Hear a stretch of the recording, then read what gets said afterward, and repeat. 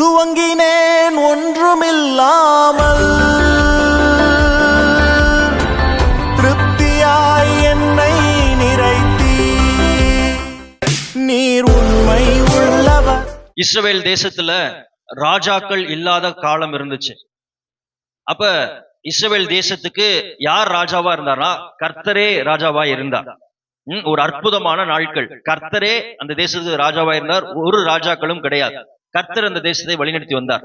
அப்ப இந்த ஜனங்கள் என்ன பண்ணாங்க அப்படின்னா, மத்த தேசத்தை பார்த்துட்டு, மத்த தேசத்தெல்லாம் ராஜா இருக்கிறாங்க, நமக்கு ராஜா இல்லையேன்னு சொல்லி சாமுவேல் தீர்க்கதரிசிட்ட போய் எங்களுக்கு ஒரு ராஜா வேணும்னு சொல்லி என்ன பண்ண சொன்னாங்க? ஆண்டவர்ட்ட ஜெபிங்க அப்படின்னு கேட்டாங்க. அப்ப கர்த்தர் சொன்னார், நானே உனக்கு ராஜாவா இருக்கும்போது எதுக்கு மனுஷ ராஜா உனக்கு தேவை அப்படின்றப்ப இந்த மக்கள் வணங்கா கழுத்துள்ளாம கடின இருதயத்தோட இல்ல எங்களுக்கு ராஜா கண்டிப்பா வேணும் அப்படின்னு சொல்லி ரொம்ப அடம் பிடித்ததுனால கர்த்தர் ஒரு ராஜாவை ஏற்படுத்தினார். அவர் யாருன்னா சவுல். இந்த சவுல் எப்படிப்பட்ட நபர் என்றார்? ஒரு சாதாரணமான ஒரு நபர். அப்ப சாமுவேல் இந்த சவுலை ராஜாவாக தெரிந்து கொள்ள போகும்போது இந்த சவுல் பயந்து போய் மறைஞ்சு உட்காந்துக்கிட்டா, ஐயோ என்னை ராஜாவா மாத்திருவாங்களோ அப்படின்னு சொல்லி அப்படி பயந்த சவுல். அப்ப சாமுவேல் சவுல் அந்த பயந்துட்டு இருந்த சவுலை எழுப்பி கர்த்தர் உன்னை ராஜாவாக அபிஷேகம் பண்ணுகிறார், அதுக்கேத்த ஞானத்தையும் அதுக்கேத்த பலத்தையும் வல்லமையும் அவர் ஒன்று தருவார், தைரியமா இருன்னு சொல்லி இந்த பயந்த சவுலை ராஜாவாக மாத்தினார்கள். எந்த தேசத்துக்கு? இஸ்ரவேல் தேசத்துக்கு. அப்ப கர்த்தருடைய அபிஷேகம் சவுல் மேல இருந்ததுனால அந்த பயம் சவுலை விட்டு நீங்கினது. சவுல் இஸ்ரவேலுக்கு எதிராக இருந்த அநேக எதிரிகளை முறியடிக்க ஆரம்பித்தார். அநேக யுத்தத்துல சவுல் எதை தான் பார்த்தார்? ஜெயத்தை மட்டும் பார்த்துக்கிட்டே வந்தா. சவுல் நாட்கள் வளர வளர சவுளுடைய பலன் பெருகி கொண்டே போனது. சவுலுக்குள் கொஞ்சம் கொஞ்சமாய் பெருமை சவுலுக்குள் நிரப்ப ஆரம்பித்தது. என்னைய மீறி யாரு இருக்கிறா? நான் அந்த தேசத்தின் ராஜாவா இருக்கிறேன், ஏன் சொல்லுக்கு மீறிங்கவங்க யாரும் கிடையாது, நான் தான் பெரிய நபர் அப்படின்னு பெருமை அவனுக்குள் வந்ததுனால ஒரு யுத்தத்துக்கு போறதுக்கு முன்னாடி எப்பவுமே பலி செலுத்திட்டு போவாங்க. அந்த பலியை யார் தான் செலுத்தணும்? பிரதான ஆசாரியர் சாமுவேல் தான் செலுத்தணும். அப்ப சாமுவேல் வர நேரம் ஆயிடுச்சு. அப்ப இந்த சவுல் என்ன பண்ணார் அப்படின்னா, சரி நானே ராஜா, இவ்வளவு நாள் சாமுவேல் எனக்கு நல்லா தெரியும், வா சாமுவேல் பண்ண வேண்டிய பலியை நான் என்ன பண்ணிடுறேன், நானே பண்ணிடுறேன்னு சொல்லி கர்த்தருக்கு பிரியமில்லாத காரியத்தை கட்டளையை கீழ்ப்படியாம சவுல் எழுதி என்ன பண்ணான்? பலியை செலுத்தினான். முதலாவது அந்த பெருமை அவனை என்ன பண்ண வைத்தது? எனக்கு மீறினது யாரும் கிடையாது அப்படின்னு சொல்லி அவனை அதுக்கு நேராக நடத்தினது. அடுத்து என்ன நடந்துச்சு அப்படின்னா, அமலேக்கர் கூட யுத்தம் பண்ணும்போது கர்த்தர் சொன்னார், அமலேக்கரை எல்லாத்தையும் கொன்று ஒன்ன கூட நீ மீத எடுத்துட்டு வந்துடாது அப்படின்றப்ப இந்த சவுல் என்ன பண்ணார் அப்படின்னா, அமலேக்கின் எல்லாத்தையும் கொண்டுட்டு ராஜாவை கொல்லாம விட்டுட்டு அந்த தேசத்துல இருந்த நல்ல கொழுமையான ஆடு மாடுகள் என்ன பண்ணிட்டான்? தன் வீட்டுக்குள்ள கொண்டு வந்துட்டான். இப்ப இந்த ரெண்டு காரியம் ஆண்டவருக்கு ரொம்ப பெரிய கோபத்தை உண்டு பண்ணதுனால சாமுவேலை வைத்து கர்த்தர் சவுலுக்கு ஒரு நியாய தீர்ப்பை அருளினார். என்ன அப்படின்னா, உன் ராஜ்யம் நீ ரொம்ப பெருமையா ஆயிட்ட, உன் இருதயம் பயங்கர கடினமாய் மாறிடுச்சு, அதனால உன் ராஜ்யத்தை வாங்கி இன்னொரு ஒரு நபருக்கு நான் கொடுக்க போகிறேன், எனக்கு கர்த்தருடைய பேச்சை நீ கேட்காதனால அப்படின்னு சவுல் அந்த இடத்துல முழங்கால் போட்டு எவ்வளவோ அழுதான். ஆனா கர்த்தர் சவுளுடைய சத்தத்தை கேட்கல. அப்ப சவுல் நாள் ஆக ஆக மனம் திரும்புவதற்கு பதிலாக அவனுக்குள் பொறாமை வந்தது, எரிச்சல் வந்தது, கடின இருதயம் வந்துச்சு. கர்த்தர் எப்படி இதை சொல்லலாம்? என்னைய ராஜாவா ஆக்கிட்டு எப்படி அவர் என்னை கீழே இறக்கலாம்? எப்படி தாவீதுக்கு எப்படி எடுத்து கொடுக்கலாம்? ஒரு ஆடு மேய்க்கிறவனுக்கு எப்படி எடுத்து கொடுக்கலாம்னு சொல்லி இவனுடைய கோபம், கடின இருதயம் தாவீதை கொலை பண்ண வகை தேடினான். ஆனா கர்த்தர் தாவீதோடு இருந்ததுனால தாவீதின் உயிரை பாதுகாத்து கொண்டே வந்தார். ஆனா சவுளுடைய வாழ்க்கை மோசமாய் கொண்டே போனது. ஏன்?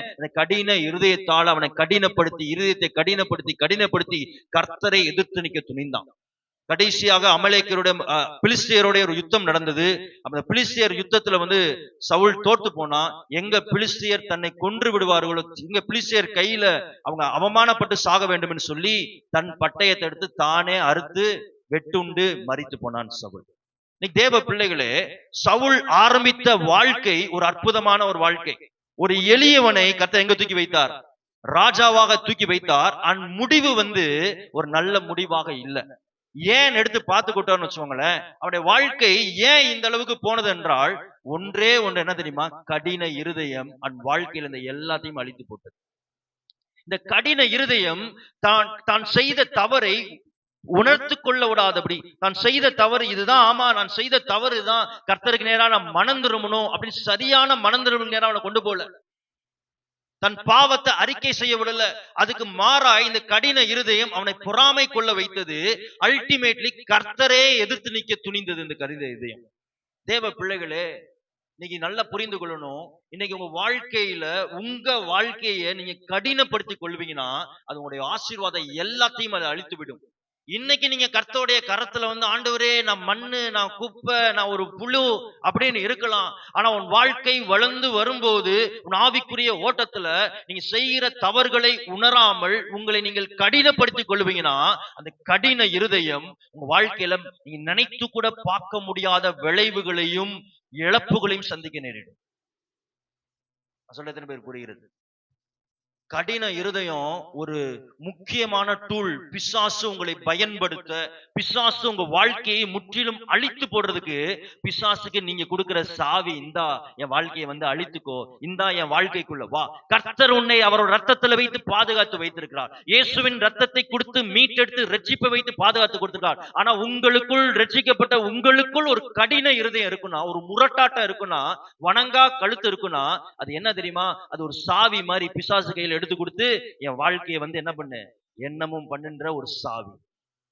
தேவ பிள்ளைகளே, கடின இருதயத்தின் விளைவுகளை குறித்து நாம் எச்சரிக்கையா இருக்க வேண்டும். அல்லேலூயா. இன்னைக்கு பார்க்க இருக்க செய்தியின் தலைப்பு கடின இருதயத்தின் விளைவுகளை குறித்து எச்சரிக்கையா இருங்கள். கடின இருதயத்தின் விளைவுகளை குறித்து எச்சரிக்கையா இருங்கள். Be aware of the consequences of hardened heart. Be aware of the consequences of hardened heart. வாசிக்கலாம். எபிரேயர் 3ஆம் அதிகாரம் 7-8.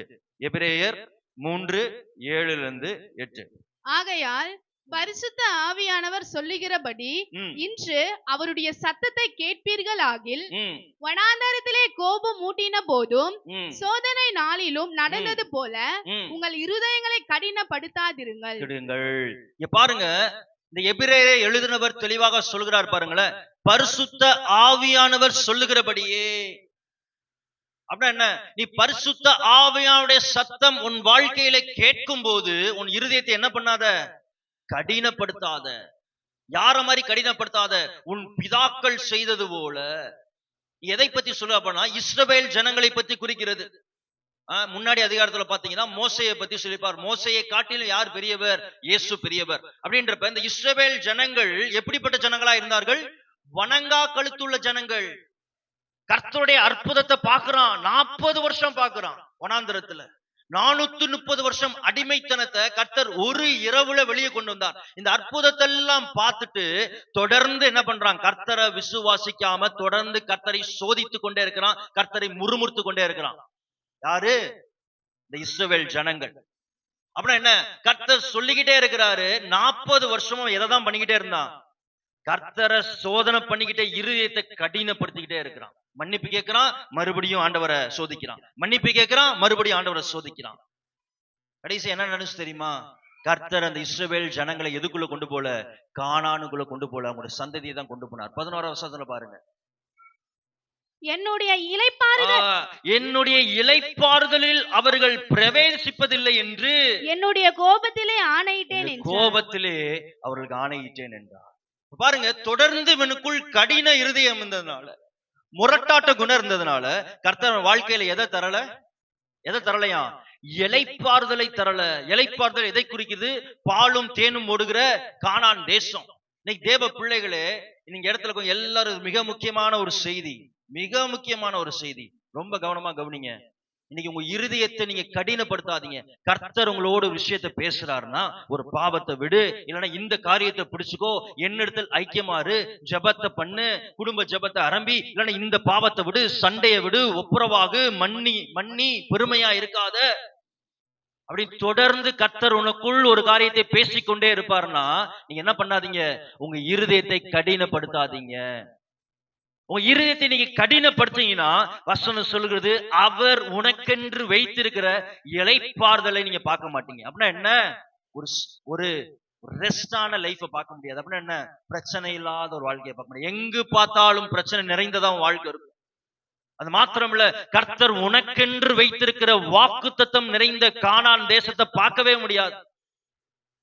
தேவ சத்தம் இன்னைக்கு உங்கள்கிட்ட கேக்குதா? கடின இருதயத்தை எடுத்து போட்டுருங்க. ஒரு தாழ்மையை உங்களுக்குள் வளர்த்துக் கொள்ளுங்க. உடனே அதுக்கு ரெஸ்பாண்ட் பண்ண.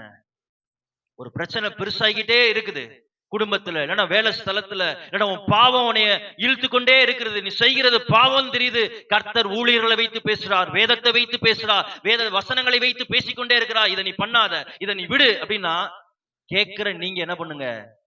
விட்டுருங்க, கடினப்படுத்திக் கொள்ளாதீங்க. தொடர்ந்து கர்த்தரை சோதித்துக் கொண்டே இருக்காதீங்கள். சோதித்துக்கிற வசனம் சொல்லுது, இளைப்பாறுதலை பார்க்க மாட்டீர்கள், வாக்கு தத்தம் உங்கள் வாழ்க்கையில நிறைவேறாது. நீ கடின இருதயம் ரொம்ப மோசமானது. இருக்கிறதுலே பெரிய பாவம் எது தெரியுமா? கடின இருதயம். ஆனா அதோட ஸ்பெஷாலிட்டி என்ன தெரியுமா? கடின இருதயம் பாவனே தெரியாம பிசாசு நம்மகிட்ட வச்சிருப்பான். இருக்கதே மோசமானது எது தெரியுமா?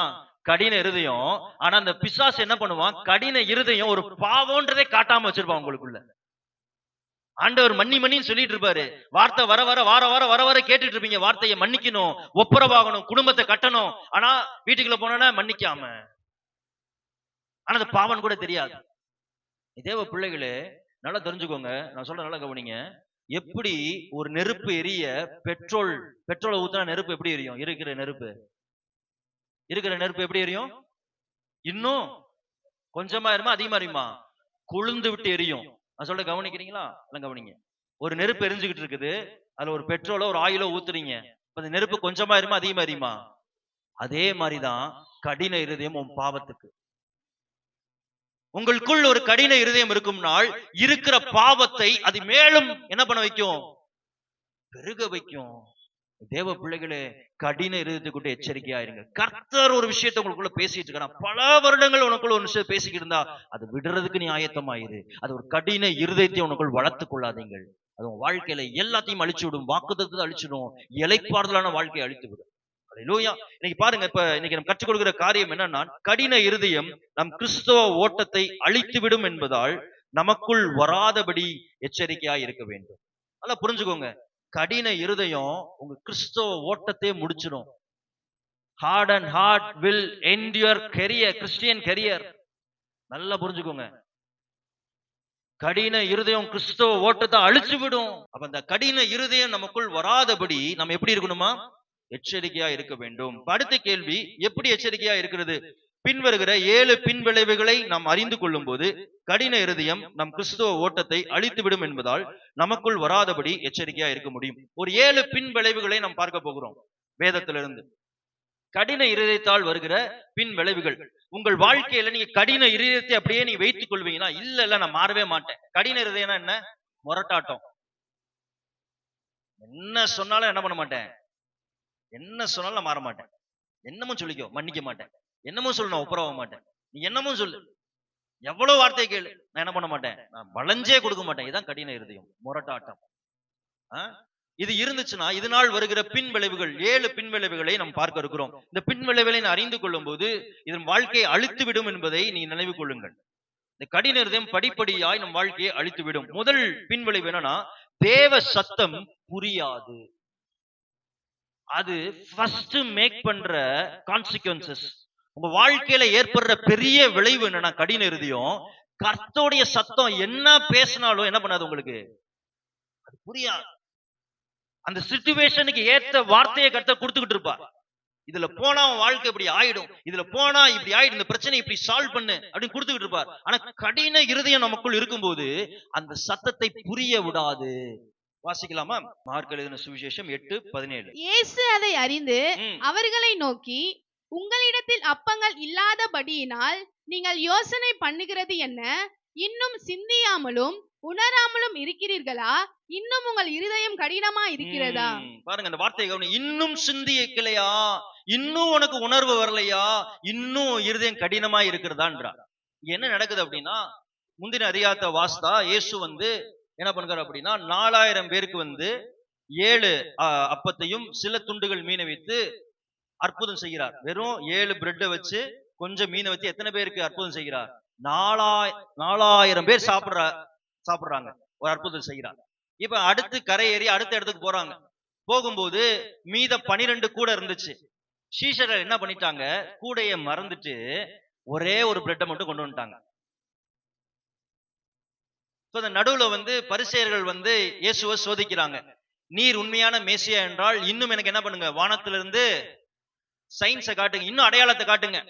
அவர் அவ்வளவு அற்புதத்தை செஞ்சுக்கிட்டு இருக்கிறார். இன்னும் உனக்கு என்ன தேவை? அடையாளம் தேவை. நீர் தான் மெய்யான தெய்வம்னா வானத்திலிருந்து அற்புதத்தாங்க. அப்ப இயேசு சொல்ல, உனக்கு ஒரு அற்புதத்தையும் காட்ட மாட்டேன் இனிமேல் அப்படின்னு சொல்லிடுறார். இப்போ ஏறி மறுபடியும் படகுல வரும்போது இயேசு சீஷர்களை பார்த்து சொல்லுகிறார், பரிசேயருடைய புளித்த மாவை குறித்தும் ஏரோது ராஜா அவங்களுடைய புளித்த மாவையும் குறித்து கவனமா இருங்க, எச்சரிக்கையா இருங்கன்றாங்க. இந்த புளித்த மாவு எதுக்கு பயன்படும்? ரொட்டி செய்ய பயன்படும். இப்ப இந்த சீஷர்கள் என்ன நினைச்சிட்டாங்க அப்படின்னா, ஓ நம்ம என்ன பண்ணிட்டோம், 12 கூடைய வச்சுட்டு வந்ததுனால இயேசு நம்ம என்ன பண்றாரு, திட்டுறாரு போல அப்படின்னு நினைச்சு அவங்களுக்குள்ள பேசிட்டு இருக்காங்க. அப்ப இயேசு பின்னாடி திரும்பி சொல்லுகிறார், இன்னுமா உனக்கு புரியல? இன்னுமா உனக்கு புரியல? வெறும் 7 அப்பத்தை வச்சு 4000 பேருக்கு போஷித்த எனக்கு உன் கையில இருக்கிற ஒரு அப்பத்தை வச்சு இப்ப இருக்க சாப்பாடு எனக்கு போஷிக்க முடியாதா? நான் சொல்றது இன்னும் புரியலையா? புளித்த மாவுனா எதை சொல்லுகிறேன்? பரிசேயர்கள் கற்றுக் கொடுக்கறதை நீங்க என்ன பண்ணிக்கிறாதீங்க, கற்றுக்கொள்ளாதீங்க. ஏரோது கற்றுக்கொள்றதை கற்றுக்கொள்ளாதீங்க. அதை நான் ஒப்பிட்டு சொல்றேன், இன்னும் நீ புரியாம இருக்கே. பரிசேயர் என்ன பண்றான்? தொடர்ந்து நீ சோதித்துக்கிட்டே இருக்கான். பரிசேயர் என்ன பண்றான்? என்ன தொடர்ந்து விசுவாசிக்காம அவிசுவாசமா இருக்கான். பரிசேயர் என்ன பண்றான்? வெளியே பரிசுத்தமா இருக்கிறான், உள்ள அசுத்தமா இருக்கான். அவன மாதிரி இருக்காத, எச்சரிக்கையா இருன்னு சொல்லிக்கிட்டு இருக்கிற. நீ எதை பத்தி பேசிட்டு இருக்கிற? எதை பத்தி பேசிட்டு இருக்கிற? சாப்பாடை வச்சுட்டு வந்துட்டேன்னு பேசிட்டு இருக்கிறியே அப்படின்னு ஆண்டவர் மனம் வருந்துகிறார். சொல்லிட்டு அவர் சொல்றாரு பாருங்க, ஏன் இது உனக்கு நடக்குது? உங்கள் இருதயம் கடினமாய் இருக்கிறதுனால. நல்லா புரிஞ்சுக்கொள்ளுங்க. அப்ப இருதயம் கடினமாய் இருந்தால் நம்ம எதை புரிந்து கொள்ள முடியாது? தேவ எச்சரிப்பின் சத்தத்தை புரிந்து கொள்ள முடியாது. தேவ பிள்ளைகளே, வார்த்தையை நல்லா கவனிங்க. இது தீர்க்கதரிசன வார்த்தை. Is a prophetical word for your family. உங்களுக்குள் இருதய கடினம் இருந்தால் கர்த்தர் அந்த நேரத்துக்கு உன் குடும்பத்துக்கு என்ன செய்ய வேண்டும், இந்த பிரச்சனையை நீ எப்படி போக்க வேண்டும் என்றதை சொன்னாலும் உங்க சிந்தை வேற எங்கேயாச்சும் போய் புரிஞ்சுக்குவீங்க. இப்ப கடின இருதயம் தேவ சத்தத்தை புரிய விடாதபடி செய்யும். ஊழியர்கள் எவ்வளவு ஆலோசனையும் கொடுக்கலாம், உங்க வீட்டுல எவ்வளவு விசிட்டிங்னாலும் பண்ணலாம், உங்களை தனிப்பட்ட ரீதியில எவ்வளவு காரியங்களும் உங்க வாழ்க்கையில முன்னேறதுக்கு எவ்வளவு நாளும் சொல்லலாம். ஆனா கடின இருதயம் உங்களுக்குள் இருக்குமானால் ஒன்றுமே பண்ண முடியாது. கர்த்தர் சொல்லுகிற தீர்க்கதரிசன வார்த்தையும் புரியாது, வாக்குத்தத்தமும் புரியாது. சொல்ல எத்தனை பேர் புரிகிறது? கடின இருதயம் தேவ சத்தத்தை புரிய விடாதபடி உங்க வாழ்க்கையில சொல்கிறோம். ரொம்ப கேர்ஃபுல்லா இருங்க, அதை அழிச்சிடும். தேவ சத்தம் கேட்காட்டினா எப்படிங்க நடக்க முடியும்? கர்த்தருடைய சத்தம் கேட்காவிட்டால் எதிர்காலத்தை எப்படி உங்களால ஃபேஸ் பண்ண முடியும்? எந்த திட்டத்தை ஆரம்பிக்க, எந்த வேலையை ஆரம்பிக்க, எந்த பிசினஸ் ஆரம்பிக்க, யார திருமணம் செய்ய, எந்த வழியில போகல, எப்படி புரியும்? கடின இருதயம் தேவ சத்தத்தை அடைத்து விடும் உன் வாழ்க்கையில். ஆண்டவரை கேளுங்க, ஆண்டவரை கடின இருதயம் எனக்கு வேண்டாமாப்பா. இன்னும் ஒரு சில வசனங்கள் பாருங்க. சகரியா 7:12 பாருங்க. இந்த கடின இருதயத்தால் வருகிற அடுத்த காரியங்கள் பாருங்க. சகரியா 7:12. வேதத்தையும் சேனைகளின் கர்த்தர் தம்முடைய ஆவியின் மூலமாய் முந்தின தீர்க்கதரிசிகளை கொண்டு சொல்லி அனுப்பின வார்த்தைகளையும் கேளாதபடிக்கு தங்கள் இருதயத்தை வைராக்கியமாக்கினார்கள். வைராக்கியம் என்ன? கடினமாக்கியதினால். ஆகையால் மகா கடுகோபம் சேனைகளின் கர்த்தரிடத்திலிருந்து உண்டாயிற்று. பாருங்க, இங்க ஆண்டவர் சகரியா தீர்க்கதரிசியை எழுப்பி அடிமைத்தனத்தில் இருக்க இஸ்ரவேல் மக்களை பார்த்து சொல்லுகிறார், நீ ஏன் இன்னும் அடிமையில இருக்க? ஏன் என் கோபம் மேல இன்னும் பற்றி எரியுது அப்படின்னா, நீ உன் இருதயத்தை கடினமாக்குறதுனால எதெல்லாம் கேட்காம போயிட்ட? வேதத்தை நீ கேட்கல, தோராவை எடுத்து வாசிக்கிற, பைபிள் எடுத்து வாசிக்கிற. இதனாலதான் கீழ்ப்படியாதனாலதான் இவ்வளவு பிரச்சனை, பிரமாணத்தின்படி நடக்காததான் பிரச்சனைன்னு தெரியுது. ஆனா அந்த கடின இருதயம் அந்த வார்த்தை என்ன பண்ண விடல, புரிய மாக்கியது. வேதத்தையும் அடுத்து சேனைகளின் கர்த்தர் தம்முடைய ஆவியின் மூலியமா யார் கொண்டு பேசினாராம்? நீ வேதத்தை வாசித்து புரிந்து கொள்ளல, அடுத்து நான் யாரை எழுப்புனேன்? தீர்க்கதரிசியை எழுப்புனேன், ஊழியரை எழுப்புறேன். சபைக்கு வந்த ஒரு வாரம் ஒரு நின்று போதார் என்ன பண்ணிட்டே இருக்காரு? வாரம் கத்துன்னு கத்திட்டு இருக்கிறாரு உன் வாழ்க்கைக்குள்ள பேச. ஆனாலும் உனக்கு தேவ சத்தம் என்ன பண்ணல, புரியல. ஏன்? எதனால? கடின இருதயத்தினால. நீ பாருங்க, கடின இருதயம் எவ்வளவு பெரிய விளைவுகளை ஏற்படுத்து பாத்தீங்கன்னா, பின் விளைவுகளை. தேவ சத்தம் புரியாது. அடுத்து பாருங்க, அப்போஸ்தலர் 7:51 பாருங்க. இந்த கடின இருதயம் என்ன பண்ணுதான்? கர்த்தருடைய சத்தத்தை கேட்க விடாம பண்றதுனால. வணங்கா கழுத்துள்ளவர்களே, வணங்கா கழுத்துள்ளே அப்படின்னா கடின இருதயம் உள்ளவர்களே, வணங்கமாக்கிறையே, இருதயத்திலும் செவிகளிலும் விருத்த சேதனம் பெறாதவர்களே. விருத்த சேதனம் இருதயமும் செவியும் எப்படி இல்ல, கர்த்தருடைய சத்தத்தை உள்வாங்க விடாதபடி இருக்குது. உங்கள் பிதாக்களை போல நீங்களும் பரிசுத்த ஆவிக்கு எப்பொழுதும் எதிர்த்து நிற்கிறீர்கள். அடுத்து என்ன பண்ணுது கடின இருதயம்?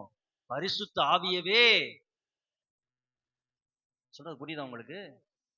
பரிசுத்த ஆவியானவர் என்ன பண்றார் நமக்குள்ள இருந்து? வசனம் சொல்லுது, வழி இடது பக்கமும் சாயாமல் வலது பக்கம் சாயாமல் வழி இதுவே இதுல நடவுன்ற சத்தத்தை கேட்பீங்கன்னு சொல்ற. பரிசுத்த ஆவியோட செயல் அதுதான். நீ என்ன பண்ணணும்? அனுதினமும் நமக்கு ஸ்டெப் பை ஸ்டெப்பா வழி நடத்துகிறார். ஆனா வணங்கா கழுத்துள்ளவனாய் நீ இருக்கிறதுனால என்ன பண்றதா? பரிசுத்த ஆவியோட சத்தத்தை கேட்க விடாம அவளை எதிர்த்து நிக்க செய்கிறது. தேவ பிள்ளைகளே, இன்னைக்கு எத்தனை பேர் உங்களை தாழ்த்த விரும்புகிறீங்க? கர்த்தர் எவ்வளவு தடவை உன் கூட பேசிக் கொண்டிருக்கிறார். How many times God is speaking to you? உன் பாவத்தை குறித்து, நீ அடுத்து செய்ய வேண்டிய காரியங்களை குறித்து, நீ ஒப்புரவாக வேண்டிய காரியங்களை குறித்து, நீ சமாதானம் பண்ண வேண்டிய நபரை குறித்து உன் இருதயத்தை நீ கடினப்படுத்தி கொண்டே இருப்பாயானால் தேவ சத்தம் உனக்கு புரியாது. நீ கர்த்தருக்கு எதிரான நபராய் மாறிவிடுவாய். கவனமா இருக்கணும். நீ ஆண்டவரை கேளுங்க, ஆண்டவரே இந்த விளைவு எனக்கு வேண்டாமப்பா, மோசமான விளைவுகள். அதோட இடத்துல சொல்லுது, கர்த்தரை எதிரியாய் கொண்டவனுக்கு தான் யாரு? கர்த்தரை நம்ம பச்சமாய் கொண்டோம்னா நம்ம பாக்கியவான். ஆனா அதே இது அவர் நமக்கு எதிரியா மாறிட்டார்னா சவுல் நிலைமை பாத்தீங்களா? அழைக்கப்பட்டவன், ரட்சிக்கப்பட்டவன், அபிஷேகிக்கப்பட்டவன், கடின இருதயம் எங்க கொண்டு போய் முடித்துடுச்சு? அசுத்தாவிகள் உள்ள வந்து வாழ்க்கையை சீரழித்து விட்டது. முதல் விளைவுகள் என்ன? கடின இருதயம் தேவ சத்தத்தை புரிய வைக்காது. அடுத்து இரண்டாவது பாருங்க, கடின இருதயம் உணர்வில்லா இருதயத்தை தரும். அடுத்து இரண்டாவது பின்விளைவு என்னன்னா, கடின இருதயத்தினால் உணர்வில்லாத இருதயம். வாசிங்க யோவான் 12:40. அவர்கள் கண்களினால் காணாமலும் இருதயத்தினால் உணராமலும் குணப்படாமலும் இருக்கும்படிக்கும் நான் அவர்களை ஆரோக்கியமாக்காமல் இருக்கும்படிக்கும் அவர்களுடைய கண்களை அவர் குருடாக்கி அவர்கள் இருதயத்தை கடினமாக்கினார்கள் என்றான். இங்க பாருங்க, அடுத்து இந்த கடின இருதயத்தினால வருகிற அடுத்த விளைவு என்ன அப்படின்னா, ஒரு உணர்வில்லாத இருதயத்தை உனக்குள் உண்டாக்கி விடும். வசனம் அழகா சொல்லுது பாருங்க, கண் இருந்தும், என்னது? ஹலோ, கண் இருந்தும் காது இருந்தும் அப்படின்னா கடினம் இருதயம் நமக்குள்ள இருந்துச்சா கண்ணு தெரியாம போயிடுமா? அத சொல்றாரா? காது கேட்காம போயிடுன்னு சொல்றாரா? இல்ல, கண்ணு நல்லா தெரியும், காது நல்லா கேட்கும், இருதயம் நல்லா துடிக்கும், ஆனா உணர்வு இருக்காது. புரியுற மாதிரி சொன்னா, குடிக்கிறதுனால என் வீட்டுல என் பிள்ளைகளுக்கு ஃபீஸ் கட்ட முடியல, கடன் பெருசாகுது, வியாதி ஆகுது, என் சரீரம் இதாகுதுன்னு தெரியும். கண்ணு பார்க்கும், காது கேட்கும், எல்லா ஆலோசனையும் கேட்கும், மனைவி சொல்றதை கேட்கும், ஹஸ்பண்ட் பிள்ளைங்க சொல்றதை கேட்கும், சபையில ஊழியர் சொல்ற எல்லாம் கேட்கும். ஆனா என்ன இருக்காது? உணர்வு இருக்காது. ஏன்? கடின இருதயம். ஒரு உணர்வற்றவர்களாய் உங்களை மாத்திரும். உங்களால வீட்டுல பிரச்சனை வருதுன்னு தெரியும், உங்களால மத்தவங்க அழியறாங்க தெரியும், வார்த்தை மத்தவங்களை புண்படுத்துறதுன்னு தெரியும், உங்க ஆக்ஷன் இன்னொருத்தவங்களை கெடுக்குதுன்னு தெரியும், உங்களை காயப்படுத்துறதுன்னு தெரியும். ஆனாலும் கண்ணு பார்க்கும், ஆனா மனசு என்ன சொல்லாது? ஒரு உணர்வு இல்லாத ஒரு இருதயம். அதான் ஆண்டவர் சொல்றாரு பாருங்க, எதனால? கண் இருந்தும் காணாமலும் இருதயம் இது பண்ணாலும் உன்னை குணப்படாமலும். ஏன் அவனை குணப்படுத்தாம இருக்கிறேன்? Why I am not healing you? Because of your hard hearted. Because you are hard hearted. அழகா சொல்றாரு, இயேசுடைய வார்த்தை இது. இயேசு சொன்ன வார்த்தை, அவரே சொன்ன வார்த்தை. முன்னோட வசனம் பார்த்தா அநேக அற்புதத்தை பார்க்கிற, ஆனால் நீ விசுவாசிக்க மாட்டேங்கிற. தேவ பிள்ளைகளே, இன்னைக்கு கர்த்தர் மேல ஒரு விசுவாசம் உங்களுக்கு வந்துருச்சுன்னா கடின இருதயம் உங்களை விட்டு போயிடும். ஒரு பிரச்சனை வருதா, போராட்டம் வருதா, கர்த்தரை நம்புங்க. Trust in the Lord. கர்த்தரையே உன் கண்மலையாக வைத்துக்கொள். நீங்க பாருங்களேன், நீங்க ஆண்டவர் சொல்றாரு பாருங்களேன், ஏன் இந்த பிரச்சனை நம்ம குணமாக்காம இருக்காருன்னா கடின இருதயத்தினால். பாருங்க, கடின இருதயம் உங்களை என்ன பண்ண வைக்க? அடுத்த பின்விளைவு என்ன? கண்ணு பார்க்கும், காது கேட்கும், எல்லா விஷயத்தையும் கேட்கும், எல்லா சொல்ற ஆலோசனையும் கேட்கும், இருதயம் இருக்கும், ஆனா என்ன இருக்காது? எதுக்குமே உணர்வுன்னு இருக்காது. சவுலுடைய வாழ்க்கையில இது இருந்துச்சா? அபிஷேகம் பெற்ற சவுல், அவன் வாழ்க்கையை எடுத்து பாத்தீங்கன்னா ஸ்டார்டிங்ல அவ்வளவு சூப்பரா இருக்கும் சவுலுடைய வாழ்க்கையை வாசிக்கும் போது. ஆனா அடுத்த பார்ட் ஏன்டா இப்படி ஆனான்னு இருக்கும். எவ்வளவு தாவீது எவ்வளவு தடவை மன்னிக்கிறான், தாவீது எவ்வளவு தடவை தீமை செய்யாம விலகுறான். மனம் திரும்பி இருக்கலாமே, கண்ணுக்கு முன்னாடி பாக்குறானே, மனம் திரும்பி இருக்கலாமே. ஆனா அந்த உணர்வே இல்லாத இருதயம். பார்வோன் எடுத்துக்கோங்க, ஆண்டவர் எத்தனை அற்புதம் செய்தார் பார்வோனுக்கு முன்னாடி. 10வது அற்புதம், தலைச்சன்னும் போயிடுச்சு, பெத்த பிள்ளையும் போயிட்டான், முத பிள்ளையும். அப்படியும் பாருங்க, கொஞ்ச நேரங்க அப்புறம் திரும்ப அவனை பின்பற்றி போய் செங்கடல்ல போய் பிடிப்போம். பாருங்க, உணர்வில்லாத இருதயம். தேவப்பிள்ளை எச்சரிக்கையா இருங்க. சாதாரண விஷயம் கிடையாது கடின இருதயம். ஆவிக்குரிய வாழ்க்கையில கர்த்தர் நீ முன்னேறி வான்னு சொல்லி கொண்டிருக்கும் போது நீங்க அதை பத்தி கண்டுக்காம இருக்காதீங்க. அது சாதாரண விஷயம் கிடையாது. ஏன்னா பிசாசுடைய தந்திரம் என்ன தெரியுமா? கடின இருதயம் ஒரு பாவம்னே உனக்கு காட்ட மாட்டான். கடின இருதயத்தால இவ்வளவு பிரச்சனை இருக்குன்ற உன்னை புரிய வைக்க மாட்டான். ஆண்டுடைய சத்தத்தை நீ கேட்பியானால் உன் இருதயத்தை என்ன பண்ணாத, கடினப்படுத்தாத என்று ஆண்டவர் நீ சொல்கிறார். இன்னைக்கு ஆண்டவர் உன் வாழ்க்கையில பேசிக் கொண்டிருக்கிறார். அந்த சத்தத்தை கேட்கிற நீ இருதயத்தை கடினப்படுத்தாத. கடினப்படுத்தா 2வது விளைவு என்ன? உன் இருதயம் உணர்வில்லாததாய் போய்விடும். இருதயம், எபேசியர் 4:18 பாருங்க. இந்த உணர்வில்லாத இருதயம் எப்படிப்பட்ட இருதயம் பாருங்க. அவர்கள் புத்தியில் அந்தகாரப்பட்டு, அந்த உணர்வில்லாத இருதயம் அவங்களுடைய மனநிலையை எப்படி படுத்திருப்பாருங்க? அந்தகாரப்படுத்துறது. ஆங்கிலத்தை இன்னும் பயமா இருக்கும் வாசிக்கிறது. Their minds are darkened. அப்படின்னா என்ன? இருளால நிறையப்பட்டது. எப்ப சாகலாம்? அவிசுவாசமா, அப்படி அவிசுவாச வார்த்தை தான் வாயில இருந்து வரும். அப்படியே மறிச்சு போறேன், செத்து போறேன், வாழ்க்கை விளங்காது, அவன் எப்படி இவன் எப்படி, நீ இதாக மாட்டா நீ இதாக மாட்ட. ஏன்னா மைண்ட் என்னவா மாறிடுது? இது கடின இருதயம் என்ன பண்ண வைக்குது? மைண்ட ஃபுல்லா அந்தகாரப்படுத்திடுது. நல்லா யோசிச்சு பாருங்க. இவ்வளவு வெளிச்சமா இருக்கு இந்த இடம், ஃபுல்லா லைட் ஆஃப்னா எப்படி இருக்கும் இந்த இடம்? வெளிச்சமா இருக்குமா? இந்த இடத்துல உள்ள நல்லதெல்லாம் நம்ம பார்க்க முடியுமா? முடியாது. அதே மாதிரிதான் அந்த கடின இருதயத்தை என்ன பண்ணிருதான்? உணர்வில்லாமல் ஆக்கி அந்தகாரப்படுத்துது. முழுசா அப்படியே டார்க். வசனம் தெரியும், இது பாவம் தெரியும், இது கட்டளை இல்லைன்னு தெரியும், இந்த கட்டளையை மீறக்கூடாதுன்னு தெரியும். ஆனா இருதயம் அந்தகாரப்பட்டதுனால அடுத்து என்ன நடக்குது பாருங்க. தங்கள் இருதய கடினத்தினாலே. எதுனாலயா அந்தகாரப்படுது? இருதய கடினத்தினால. கர்த்தர் கடினப்படுத்தல. யார் கடினப்படுத்திக்கிறா? நம்ம கடினப்படுத்திக்கிறோம். நம்ம கடினப்படுத்திக்கிறதுனால அந்தகாரப்படுகிறது. தங்களில் இருக்கும் அறியாமையினாலே தேவனுடைய ஜீவனுக்கு அந்நியராய் இருந்து. தேவனுடைய ஜீவனுக்கு என்னவா இருக்கிறோமா? இன்னொரு டிரான்ஸ்லேஷன் இருக்கு, கர்த்தர் கொடுக்கிற ஜீவனுள்ள வாழ்க்கைக்கு என்ன பண்ணிடுற? You are alienated from that. நீ விலகிடுற. அதான் அந்த வார்த்தை அந்நியர்ன்றது என்ன அர்த்தம்? ஒதுங்கிடுற. எது? தேவன் தர ஜீவனுள்ள வாழ்க்கைக்கு. நல்லா புரிந்துக்கோங்க. The God wants your life to be blessed. தேவன் உங்கள் வாழ்க்கையை ஆசீர்வதிக்க விரும்புகிறார். நீங்கள் வாழ்க்கிற குடும்ப வாழ்க்கையா இருந்தாலும் சரியும், தனிப்பட்ட வாழ்க்கையா இருந்தாலும் நீங்க வாழ வேண்டும் என்று நினைக்கிறார். ஜீவ விருட்சத்தின் கனி, அதான் மனுஷனுக்கு வச்சார்ல. முதலாவது என்ன வைத்தார்? நன்மை தீமை அறிகிற கனி. இன்னொரு கனி என்ன? ஜீவ விருட்சத்தின் கனி. இவன் நன்மை தீமை அறிகிற கனியை எடுத்துட்டான். ஆனாலும் அவர் அதை விடல. அவர் நம்மளுக்கு என்ன கனியை தரணும்னு விரும்புகிறார்? ஜீவ விருட்சத்தின் கனியை. அதாவது நீ நல்லா வாழணும், துக்கம் இல்லாத ஒரு வாழ்க்கை, ஒரு ஷாலமான வாழ்க்கை, ஒரு பரிபூர்ணமான வாழ்க்கை வேணும்னு நினைக்கிறார். ஆனா கடின இருதயம் உணர்வில்லாத இருதயத்தை உனக்குள் கொடுத்து, ஆண்டோடைய கட்டளை இதுன்னு தெரியும், ஆனாலும் அதை கடைபிடிக்க விடாது. உங்களாலதான் பிரச்சனைன்னு வீட்டுக்குள்ள தெரியும், ஆனாலும் ஒப்புரவாக விடாது, உங்களை தாழ்த்த விடாம எதிரே உன்னை பண்ணிடுவோம். இதயத்தை அந்தகாரப்படுத்தி எதிலிருந்து வெளியே கொண்டு வந்துருது பாருங்க.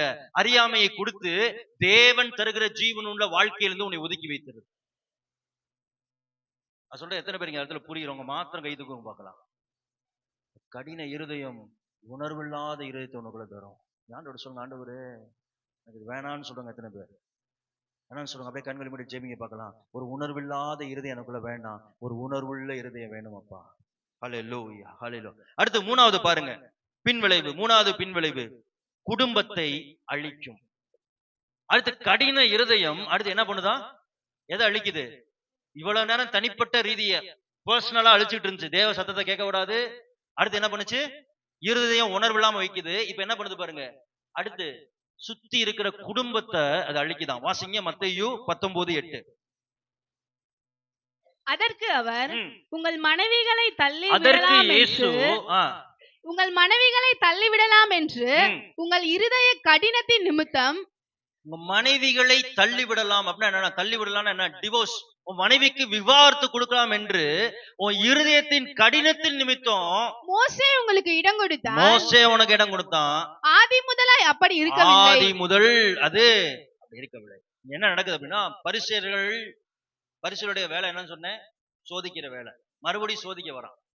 இயேசு எப்படியா டிராப்ல மாத்தி விடலான்னு. இப்ப வந்து கேட்கிறான், என்ன கேட்கிறான் அப்படின்னா, ஒரு ஆண் வந்து மனைவியை வந்து விவாகரத்து செய்யலாமா, இது கர்த்தருடைய பார்வையில சரியா? இதுல என்ன சோதனை அப்படின்னா, ஏரோது வந்து யோவான் ஸ்தானுடைய தலையை ஏன் எடுத்தான்? ஏரோது வந்து மனைவியை வந்து இருந்த மனைவியை தள்ளிவிட்டு இன்னும் ஒரு தவறான ஒரு பழக்கத்துல இருந்து சொன்னதுனால ஏரோது வந்து என்ன பண்ணான்? யோவான் ஸ்தானங்களை கொன்று போட்டான். இப்ப இந்த பரிசேயர்கள் இயேசுவிட்ட இதே கேள்வி வைத்து, இயேசு ஏதாவது சொல்லுவாரு, இவர் எப்படியாச்சும் என்ன பண்ணிடலாம், எலிமினேட் பண்ணிடலாம்னு சொல்லி ஒரு தந்திரமான கேள்வியை கொண்டு வராங்க. அப்ப இயேசுட கேக்குறாங்க, அப்ப ஒரு ஆண் வந்து மனைவியை வந்து விவாகரத்து பண்ணலாமா, இது சரியா அப்படின்னு கேக்குறாங்க. என்ன ஏதாவது பிரச்சனை வந்தா பண்ணலாமா அப்படின்னு. இப்ப இயேசு சொல்லுகிறார், என்ன சொல்றார் அப்படின்னா, ஆதி முதல் கொண்டது அப்படி இல்ல. கர்த்தர் மனுஷன் எப்படி படைத்தார்? ஆணும் பெண்ணுமாய் படைத்தார். அவர்கள் திருமணத்துல இணைத்து அவர்கள் ஒரே மாமிசமாய் இருக்கும். நல்லா கவனிங்க இந்த வார்த்தையை, திருமணத்துடைய கான்செப்ட் நல்லா கவனிங்க. கர்த்தர் ஆணை மட்டும் படைச்சிருக்கலாம் அந்த பூமியில, ஆனா அவர் ஆணும் பெண்ணுமாக படைத்து அவர்களை அவரே திருமணம் செய்து வைத்து இவர்கள் இருவரும் ஒரே மாமிசமா இருக்கணும்னு சொல்லி, இருவரும் அதை பிரியாம இருக்கணும்னு சொல்லி அவங்களை வைத்தார். தேவன் இணைத்ததை யாரு பிரிக்க கூடாது? மனுஷனே சொல்லி பிரிச்சிடக்கூடாது. அப்படின்னா என்ன? கல்யாணம் பண்ணவனே பிரிச்சிடக்கூடாது, இல்ல வேற ஆள் நபர் வந்து என்ன பண்ணிடக்கூடாது, பிரிச்சிடக்கூடாது. இதுதான் தேவ திட்டம் அப்படின்னு சொல்கிறார். சொன்ன பரிசேயர்கள் கேட்கிறாங்க, அப்புறம் ஏன் மோசே வந்து தள்ளுதல் சீட்டு அப்படின்னா, பிரமாணங்கள் கொடுக்கப்பட்ட போது டிவோர்ஸ் பண்ணலாம்னு சொல்லிட்டு ஒரு கட்டளைகள் வந்து எப்படி டிவோர்ஸ் பண்ணுன்ற இது வந்து வந்துச்சு. அப்புறம் ஏன் மோசே கொடுத்தார் அப்படின்னு பரிசேயர்கள் கேட்கிறாங்க. இப்ப நீங்க எப்படி சொல்றீங்க, மோசே ஏன் கொடுக்கணும், டிவோர்ஸ் பண்ணலான்னு ஏன் பைபிள்ல இருக்கணும், தோராளவே இருக்கணும்னு கேட்கிறாங்க. அப்ப இயேசு சொல்றார், ஏன் டிவோர்ஸ் கொடுக்கிறதுக்கு உங்களுக்கு அனுமதிச்சார் மோசே என்றால், உங்களுடைய இருதயத்தின் கடினத்தினால. அப்படின்னா என்ன? ஒரு சின்ன பிரச்சனை ஒண்ணு, இந்த மனைவி வேணான்னு எழுதி கொடுத்துடுற, மனைவி வேணான்னு சொல்லிட்டு இன்னொரு ஆள்கிட்ட போய் இது பண்ணிக்கிற சொல்லிட்டு ஆண்டவர் சொல்லுகிறார், விவாகரத்து பண்ண மனைவியை இன்னொருத்தன் திருமணம் செய்தால் அது கர்த்தருடைய பார்வையில் என்ன? விபச்சாரம் அப்படின்னு சொல்றார். பாருங்க, இப்ப இயேசுங்க தெளிவாய் சொல்றாரு பாருங்களேன். கடின இருதயத்தினாலதான் அந்த காலத்து மக்கள் என்ன பண்றாங்க? விவாகரத்து சொல்ல போனா குடும்பத்தை அழிக்கிறார்கள். ஆனா ஆதி முதற்கொண்டு அது அப்படி இல்ல. கர்த்தர் உங்களை ஒரு குடும்பத்தில் இணைத்திருப்பார் என்றால், நான் சொல்ற எல்லாம் நல்லா கவனிங்க, டிஸ்ட்ராக்ட் ஆகாதீங்க. கர்த்தர் உங்களை ஒரு குடும்பத்திற்குள் வைத்திருப்பார் என்றால், ஒரு ஆணும் பெண்ணுமாய் வைத்திருக்கா, ஒரு பிள்ளைகளாய் வைத்திருப்பார், விசேஷமாய் கணவன் மனைவிக்குள் உறவுக்குள் நீங்க இருப்பீங்க என்றால், தேவன் இணைத்தது. நீங்க நினைக்கலாம், தற்செயலா நான் பண்ணிட்டேன், இல்லைன்னா அவங்க என் தலையில கட்டி விட்டாங்க, இல்லைன்னா இவங்க என் தலையில கட்டி விட்டாங்க, இதான் நீங்க நினைக்கலாம். ஆனா கர்த்தர் அநாதியில் உங்களை தெரிந்தெடுத்திருக்கிறார். கர்த்தர் உங்கள் இருவரையும் ஒரே மாமிசமாய் இருக்கதான் அழைத்திருக்கிறார். நீங்கள் பிரிந்து வாழ்றதுக்காக கிடையாது, இல்லைன்னா சண்டையிட்டு கோபித்து கொண்டு பேசாம ஒருவரை தாக்கி கொள்றதுக்காக கர்த்தர் உன்னை இணைக்கவே கிடையாது. கர்த்தர் உங்களை ஒரே மாமிசமாக அழைத்திருக்கிறார். ஆனா இந்த கடின இருதயம் உங்களை என்ன பண்ணும்? குடும்பத்தை அழிக்க வைக்கும். ஏன் இன்னைக்கு விவாகரத்து, இன்னைக்கு ஏன் குடும்பத்துல சண்டை? கடின இருதயம். ஏன்னா இறங்கி வர்றதுக்கு மனசு கிடையாது. ஏன் மனைவி இறங்கட்டும், ஏன் கணவர் இறங்கட்டும், ஏன் எத்தனை வட்டம் நான் இறங்கி வரணும்? செஞ்ச தப்ப, ஏன்னா சவுளுக்குள்ள நாவி இருந்துச்சுல, நீ செஞ்சது தவறுப்பா. சாமுவேல் தீர்க்கதரிசி சொல்றார், பலியை அல்ல கீழ்ப்படிதலே விரும்புகிறேன் என்று சொல்லுகிறார். ஆனா சவுல் என்ன பண்றான்? கடின இருதயம், அந்த தப்ப ஒத்துக்க விடல. தாவீதை அடுத்த ஸ்தானத்துக்கு ஏத்த விரும்பல. தேவ பிள்ளைகளே, கடின இருதயம் இருந்துச்சுன்னா உங்க குடும்பத்தை அழிச்சு விடும். அது உங்களை அழிச்சு விடும். நீ கடின இருதயம் இருக்கிறதுனாலதான் மனைவியை மன்னிக்க முடியல, மனைவிட்ட போய் மன்னிப்பு கேட்க முடியல, கணவரை மன்னிக்க முடியல, கணவரை மறுபடியும் ஏத்துக்க முடியல, பிள்ளைகளை மன்னிக்க முடியல, பிள்ளைங்க பெற்றோர்களை மன்னிக்க முடியல. வசனம் அழகாய் சொல்லுது பாருங்க, கடின இருதயத்தின் நிமித்தம் மோசே உங்களுக்கு இடம் கொடுத்தா, நீ டிவோர்ஸ் பண்ணிக்கோ, உன் குடும்பத்தை நீ சிதறடிச்சுக்கோன்னு. எதனால? கடின இருதயத்தினால. பாருங்க, கடின இருதயம் குடும்பத்தை அழித்து விடும். கர்த்தர் ஆசீர்வாதமாய் கொடுத்த குடும்பம், தேவன் இணைத்ததை மனுஷன் பிரிக்காது இருக்கணும். அப்படின்னா என்ன? கர்த்தர் இணைத்ததுங்க ஆசீர்வாதம். கர்த்தர் கரத்துல இருந்து வந்ததும் குடும்பம். பிள்ளைகள் கர்த்தரால் வரும் சுதந்திரம். கர்ப்பத்தின் கனி சுதந்திரம் என்று தருகிறார். ஆனா கடின இருதயம் என்ன பண்ணுது? ஒரு உணர்வில்லாத இருதயத்தை கொடுத்து வீட்டுக்குள்ள சண்டைகள், போராட்டங்கள், பிரச்சனை வந்தாலும், மனைவி பாதிக்கப்படுதல் தெரிஞ்சாலும் கண்டுக்கிறது கிடையாது. இதனால கணவன் மனைவி சண்டைனால பிள்ளைகள் பாதிக்கப்பட்டாலும் கண்டுக்கிறது கிடையாது. தேவ பிள்ளைகளே, எச்சரிக்கையா இருங்க. ஆவியானவர் உன்னோடு பேசிக் கொண்டிருக்கிறார். It's not me that is talking. I know this is spirit of the Lord is speaking. ஏன் அப்படின்னா, இந்த மாசம் ஆரம்பித்த போது கர்த்தர் 4வது சண்டே இந்த செய்தியை எடுக்குன்னு சொன்னார். எத்தனை நீங்களாம் வருவீங்கன்னு எனக்கு தெரியாது. நீங்க தான் இங்க வந்து உட்காந்துருப்பீங்க எனக்கு தெரியாது. இந்த மாதம் ஆரம்பித்த போது கர்த்தர் எனக்கு கொடுத்தது 4வது வாரம், கடைசி வாரம் நீ கடின இருதயத்தை பத்தி எடுக்கணும்னு. கடின இருதயத்தை பத்தி எடுத்திருக்கிறேன். ஆனா என்ன அர்த்தம்? கர்த்தர் இந்த வேளையில உனக்கு இந்த வார்த்தை உள்ள போகணும்னு எதிர்பார்க்கிறார். நேற்று நான் ஜெபித்தது என்னன்னா, ஆண்டவரே, வருகிற மக்கள் கடின இருதயத்தின் விளைவை புரிஞ்சு கொள்ளணும். உங்க இருதயம் மாறணுமாப்பா. போகும்போது இருதயம் மாறி போகணும். நான் உட்காந்து காலையில உட்காந்து தான் ஜெபித்தேன். நேற்று உட்காந்து தான் ஜெபித்துட்டு இருந்தேன். இருதயம் மாறட்டுமாப்பா. கடின இருதயத்தினால வாழ்க்கை அழியக்கூடாது. இன்னைக்கு வாழ்க்கை ஏன் அழியுது? சர்ச்சுக்கு வரோம், எல்லா ஊழியத்தையும் பண்றோம், தானி காணிக்க போடுறோம், தசமபா எல்லாம் பண்றோம், ஆனாலும் வீட்டுக்குள்ள பிரிவினை இருக்குன்னா ஏன்? கடின இருதயத்தால் வந்தது. கடின இருதயம் குடும்பத்தை அழித்து விடும். பிரிக்காது, அழித்து விடும். மொத்தமாய் அழித்து விடும். ஒரு நாள் 2 மரம் இருந்துச்சு. ஒண்ணு வந்து என்னன்னா கருவேல மரம். நல்ல கருவேல மரம் வந்து எத்தனை பேர் பாத்துக்கீங்க? ஓக் ட்ரீ நல்லா பெருசா வளரும். அதோடைய தன்மை அப்படின்னா பயங்கரமா ஸ்ட்ராங்கா இருக்கும். வளையாது, பிரான்சஸ் எல்லாம் வளையவே வளையாது. அப்ப அந்த மரத்துக்கு கீழே வந்து பார்த்தா ஒரு ஸ்லெண்டர் அப்படின்ற ஒரு புல், அதாவது வளர்ந்த புல். புல் இவ்வளவு தூரம் வளரும். ஆனா இந்த புல் வந்து இவ்வளவு தூரம் வளரும். சரிங்களா? இவ்வளவு ஹைட் இருக்கும் அந்த புல்லோட ஹைட் பொதுவா. சோ இதுவும் வளர்ந்து கொண்டே வந்தது. அப்ப அந்த கரையோரம் என்ன பண்ணுச்சு அப்படின்னா, சரியான காற்று ஒரு நாள் ஒரு பயங்கரமான ஒரு ஸ்ட்ராம் வந்துச்சு. பயங்கர காற்று அடிக்குது. இப்ப இந்த கருவேல மரம் அது வந்து வளைஞ்சு கொடுக்காதுல்ல. அப்ப என்ன பண்ணுது? தன்னுடைய ரூட்ஸ் எல்லாம் அது பயங்கர ஸ்ட்ராங்கா கீழே வச்சுக்கிட்டு இந்த காற்றை பயங்கரமா எதிர்த்து நின்றுச்சு. காற்று பயங்கரமா அந்த பக்கம் அடிச்சுட்டு இருந்துச்சு. ஆனா கீழே இருக்க இந்த புல் என்ன பண்ணுச்சு தெரியுமா? அந்த காத்துக்கு இணைஞ்சு கொடுத்து, காத்து இங்க அடிக்கும் போது அது இப்படி சாஞ்சுக்குச்சு, அங்கிட்டு மூடி இப்படி சாஞ்சுக்குச்சு. நைட்டு ஃபுல்லா காத்து அடிச்சு முடிஞ்சிருச்சு. காலையில எந்திரிச்சு பார்த்தா இந்த கருவேல மரம் பாதி மரம் காணோம். ஏன்னா காத்து அதால என்ன பண்ண முடியல, தாக்கு பிடிக்க முடியல. பாதி அவ்வளவு ஹைட்டா இருந்த மரம் பாதியா உடஞ்சு கீழே விழுந்துருச்சு. கருவேல மரம் கீழே பார்த்தா அந்த புல் எப்படி இருக்குது? புல் அதே ஹைட்ல இருக்கு. இதே பிள்ளைகளே, நான் கடினமா இருக்கிறேன்னு சொல்றது வந்து வலிமை கிடையாது. அது உன்னை உடைக்கக்கூடிய தன்மை. நான் எதுக்கும் அசர மாட்டேன், கண்ணுல தண்ணி கூட வராது, எதையும் நான் சமாளிப்பேன், எதையும் நான் பார்ப்பேன்றது வந்து அது வலிமை கிடையாது. நீங்க அநேக நினைச்சுக்கிட்டு இருக்கிறீங்க, நீ பேசலையா, நீயா நானா 6 மாசமா 8 மாசம் பார்த்துருவோம் யாரு பேசுறான்னு. அது வலிமை கிடையாது. அது நீங்க உடைக்கிறக்கூடிய தன்மை. நீ உடைக்கிறீங்கன்னு அர்த்தம், உடைக்கப்பட்டு இருக்கீங்கன்னு அர்த்தம். ஆனா அதே சமயம் வாழ்க்கையில காற்றுகள் போராட்டங்கள் வரும்போது குடும்பத்துக்குள் அந்த அந்த புல்லு மாதிரி உள்ள வளைஞ்சு கொடுக்கிற தன்மை, உங்களை தாழ்த்துக்கிற தன்மை, ஒப்புரவாக்குற தன்மை, முந்தி போய் வந்து வாங்க நான் உங்க மேலே தப்பு இருந்தாலும் என்னை நான் மன்னிச்சுக்கிறேன், நம்ம குடும்பமா இருப்போம், இது ஒரு குடும்பம், கர்த்தர் நம்ம கொடுத்தது ஒரே குடும்பம், இதை ஏன் நான் அழிக்கணும் அப்படின்னு கடின இதயத்தான் தூக்கி போட்டு தாழ்த்துக்கிற இதயம் இருக்கும் நாள் வாழ்க்கையில வருகிற பிரச்சனைகள் போராட்டங்களை உங்க குடும்பம் கடந்து போகும். ஆனா தாழ்த்தாம நான் நின்ற இடத்துல தான் நிப்பேன்னீங்கன்னா உங்களை உடைச்சிரும், குடும்பத்தை 2 ஆக்கிரும். கடின இருதயம் மோசமானது, குடும்பத்தை அழித்து விடும். அடுத்து 4வது பின்விளைவு, கடின இருதயத்தின் பின்விளைவு பாருங்க, கர்த்தரின் கோபத்தை துவக்கும். அடுத்து கடின இருதயம் என்ன பண்ணுதான்? கர்த்தருடைய கோபத்தை துவக்குது. வாசிங்க ரோமர் 2:5. உன் மன கடினத்திற்கும் குணப்படாத இருதயத்திற்கும் ஏற்றபடி தேவனுடைய நீதியுள்ள தீர்ப்பு வெளிப்படும் கோபாக்கினை நாளிலே உனக்காக கோபாக்கினையை குவித்துக் கொள்கிறாயே. மறுபடியும் எல்லாம் சேர்ந்து வாசிக்கலாமா? வாசிங்க.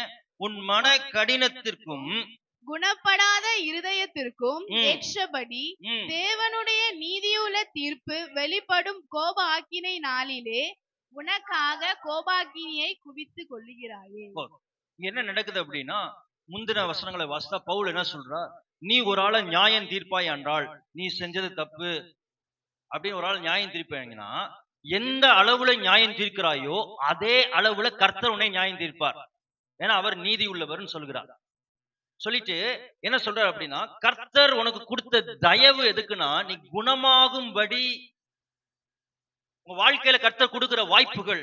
ஒரு சில பாவங்கள் செய்றீங்க, ஒரு சில தவறுகள் செய்றீங்க, ஒரு சில காரியங்கள் பிரியமில்லாத காரியங்கள் உங்களுக்கு இருக்கிறது என்றால், 4வது வசனம் பாருங்களேன். அதெல்லாம் இருக்குதுன்னா, கர்த்தர் உன்னை நியாயம் தீர்க்காமல் உனக்கு மறுபடியும் வாய்ப்பை தருகிறார். பாருங்க, தேவ தயவு நீ குணமாக்கும்படி உன்னை ஏவுகிறது என்று நீ அறியாமல்.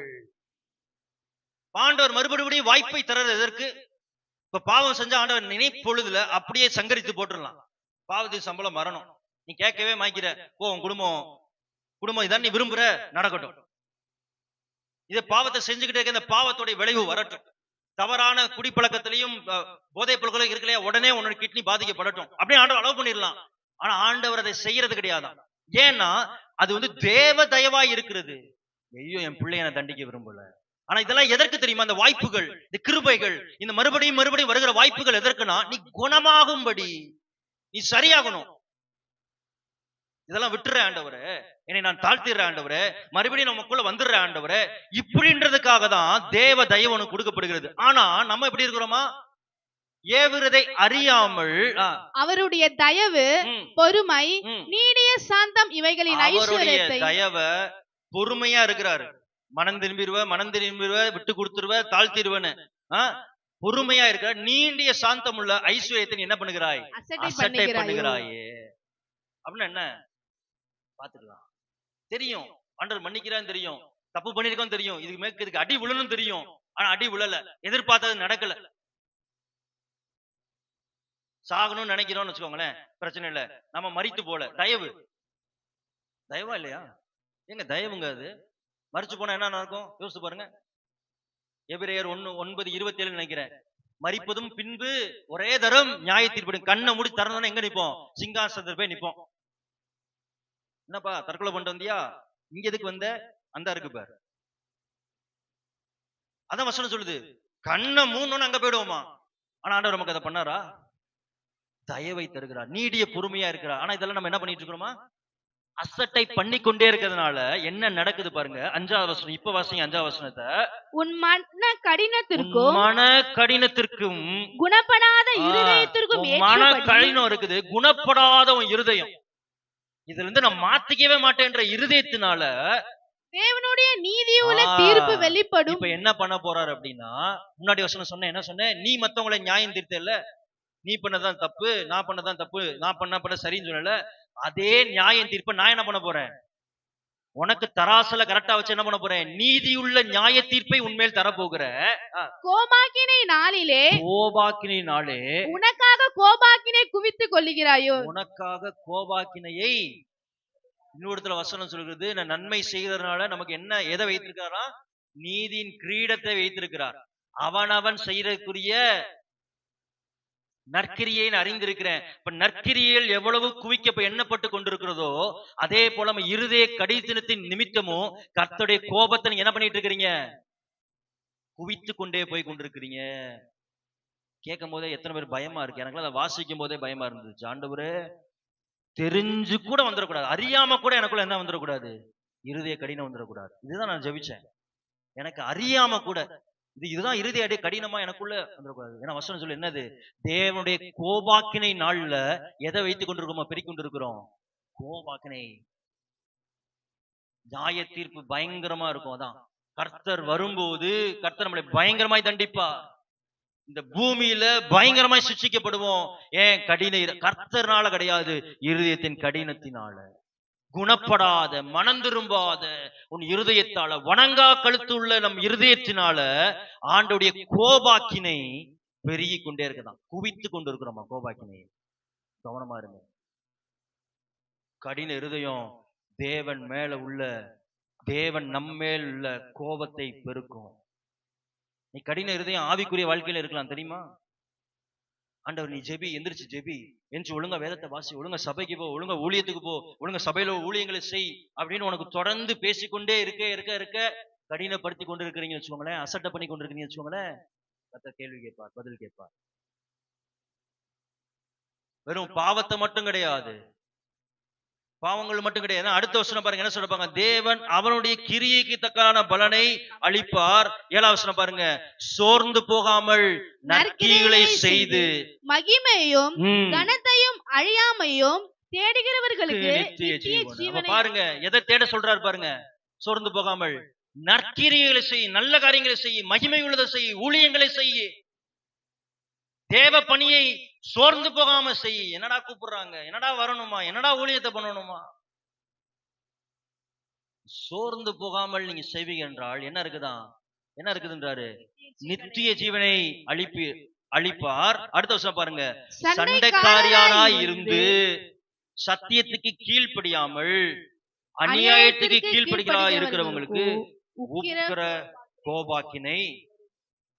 அதே நான் ஒரு சண்டை தான் போட்டுக்கிட்டே இருப்பேன், சத்தியத்தெல்லாம் கேட்க மாட்டேன், ஏன் வழியில தான் நான் சொல்லுவேன் அப்படின்னா எது எது எது பெருகுமா, தேவனுடைய கோபாக்கினை, கடின இருதயம், தேவனுடைய கோபத்தை பற்றி செய்யும் வாழ்க்கையில. நல்லா பாத்துக்கோங்க, பார்வோனுடைய வாழ்க்கையை பார்த்துக்கோங்க, சவுளுடைய வாழ்க்கையை பார்த்துக்கோங்க. தேவ பிள்ளைகளே, மோசமானது கடின இருதயம். கர்த்தருடைய கோபத்துக்கு நாம் ஆளாக வேண்டாம். அடுத்து 5வது பாருங்க, கடின இருதயம். கடின இருதயத்தினால் வருகிற அடுத்த பின்விளைவு என்ன பாருங்களேன், சொந்த வழியில் நடத்தும், சொந்த வழிகளில் நடத்தும். வாசிங்க எரேமியா 18:12. ஆனாலும் அவர்கள் அது கூடாத காரியம், நாங்கள் எங்கள் யோசனைகளின் படியே நடந்து அவரவர் தம் தம் பொல்லாத இருதயத்தினுடைய கடினத்தின் படியே செய்வோம் என்கிறார்கள். இங்க அடுத்து பாருங்க என்ன சொல்றாரு பாருங்க, அது கூடாத காரியம். நான் என்னன்னு சொல்றேன், நாங்கள் எதுலதான் நடப்போம், எதுல நடப்போம், எங்கள் சொந்த யோசனைகளின்படி நடந்து அவரவர் தம் தம் பொல்லாத இருதயத்தின் கடினத்தின்படியே செய்வோம் என்றார். என்ன நடக்குது அப்படின்னா, ஆண்டவர் எரேமியா தீர்க்கதரிசிய இந்த பாட்டர்ஸ், தமிழ் என்ன சொல்லுவாங்க, குயவன், குயவன் வீட்டுக்கு போக சொல்றார். அப்ப அந்த குயவன் என்ன பண்ணிட்டு இருக்கார், ஒரு பாத்திரத்தை எடுத்து வணைந்து கொண்டிருக்கிறார். அந்த பாத்திரம் மறுபடியும் கொஞ்சம் உடஞ்சு விழுந்துருது. அவன் மறுபடியும் என்ன பண்றார், அந்த பாத்திரத்தை எடுத்து அழகாக கட்டுகிறார். கட்டி ஒரு அற்புதமான ஒரு ஒரு ஒரு பாட்டை கொண்டு வந்துட்டார். அப்ப கர்த்தருடைய வார்த்தை உண்டாகிறது, அந்த குயவனுக்கு இருக்கிற உரிமை எனக்கு கிடையாதா? இந்த இஸ்ரவேல் மக்களும் எப்படி இருக்கிறாங்க, என் கைகள் இருக்கிறாங்க, வழி விலகி உடைந்து போயிடுறாங்க, நான் மறுபடியும் உடைந்து போன அவர்களை எடுத்து நான் கட்டக்கூடாதா அப்படின்னு ஆண்டவர் கேட்கிறார். இஸ்ரவேலர் என் கைகள் இருக்கிற குயவன் கையில் இருக்கிற களிமண்ணை போல இருக்கிறார்கள் அப்படின்னு சொல்லுகிறார். நீ வழி மாறி போறதுனால இவர்கள் மேல் என் கோபாக்கினை வருகிறது. ஆனா ஒருவேளை அவங்க மனம் திரும்பிட்டாங்கன்னா நான் அந்த கோபாக்கினை எல்லாம் மறந்துட்டு எதை தான் செய்வேன், நன்மையை தான் செய்வேன்ல அப்படின்னு சொல்றாரு. சொல்லிட்டு ஆனா இஸ்ரவேல் மக்கள் என்னதான் சொல்லுவாங்க, இது கூடாது ஆண்டவரே, நாங்க மனம் திரும்பலாம் மாட்டோம், நாங்க எங்க வழிகள் எல்லாம் உங்க வழிகள் எல்லாம் நாங்க செய்ய மாட்டோம், ஏன் சொந்த வழியில நடப்பேன், எனக்கு என்ன நல்லதுன்னு தோணுதோ தீய வழியில தான் போவேன். எதனாலதான், என் இருதயம் கடினமா இருக்கிறதுனால. தேவ பிள்ளைகளே, இருதயத்தின் கடினம் என்ன பண்ணும், சொந்த வழிகளில் நடத்தும். கர்த்தர் உன்னை வணையணும்னு நினைத்தாலும் என்ன பண்ண விடாது, இது கடின இருதயம் எனக்கு கூடாது ஆண்டவரே, அது எப்படி நடக்கும், இது எப்படி நான் விடுறது, இது எப்படி நான் செய்யறது, நான் தான் தாழ்த்துல அசிங்கமாயிடுமே, இதெல்லாம் நான் ஏன் பண்ணணும், நான் ஏன் ஒப்புரவாகணும். சொந்த வழிகள் நல்லா தெரிஞ்சுக்கோங்க. அந்த சொந்த வழிகள் எப்படிப்பட்ட வழிகள் பாருங்களேன், எங்களுடைய யோசனைப்படி நடந்து அவரவர் தம் தம் பொல்லாத இருதயத்தின் கடினத்தின்படியே. சொந்த வழிகள்லாம் எப்படிப்பட்ட வழிகளா, பொல்லாத வழிகள், நல்லதுக்குரிய வழிகள் கிடையாது, சாபத்தை கொண்டு வருகிற வழிகள், தேவனுடைய நியாய தீர்ப்பை கொண்டு வருகிற வழிகள், கர்த்தர் உன்னை தண்டிக்க கூடிய வேண்டிய வழிகள். அந்த இருதய கடினம் என்ன பண்ணும், கர்த்தருடைய சத்தத்தை கேட்காம அவர் கையில வணைய விடாம என் வாழ்க்கையை நான் வணைஞ்சுக்கிறேன், என் லைஃப் பார்ட்னரை நான் சூஸ் பண்ணிக்கிறேன், என் பிரச்சனையை நான் சால்வ் பண்ணிக்கிறேன். தேவ பிள்ளைகளே, கர்த்தர் உன்னை வணையணும்னு நினைக்கிறீங்களா, நீங்க உங்க வாழ்க்கையை வணையணும்னு நினைக்கிறீங்களா? கர்த்தர் வணையணும்னு சொல்றவங்கள கரங்களை உயர்த்துங்க பார்க்கலாம். என் வாழ்க்கையை கர்த்தர் வணையட்டும், அப்படியா, அப்படின்னா ரொம்ப சந்தோஷம். ஆனா நாம் வணைவோம் நினைச்சு வச்சுக்கோங்களேன், இருதய கடினம். கர்த்தர் இவ்வளவு பேசியும் இல்லாண்டவரை ஏன் சொந்த வழியில தான் போவேனா, உன் கடின இருதயம் உன் சொந்த வழியில நடத்தி இருக்கு. நீ சொந்த வழியில போலாம், தாராளமா போலாம். ஏன்னா கர்த்தர் உனக்கு நன்மை தீமை அறிகிற நன்மை தீமை அறிகிற அந்த குணத்தை நமக்குள் வைத்திருக்கிறார். ஆனா நல்லா கவனிங்க, என்ன சொல்லுது பாருங்களேன். நீதிமொழிகள் 21:2 பாருங்க. சொந்த வழிகளை பத்தி 21:2 என்ன சொல்லுது பாருங்க. நீதிமொழிகள்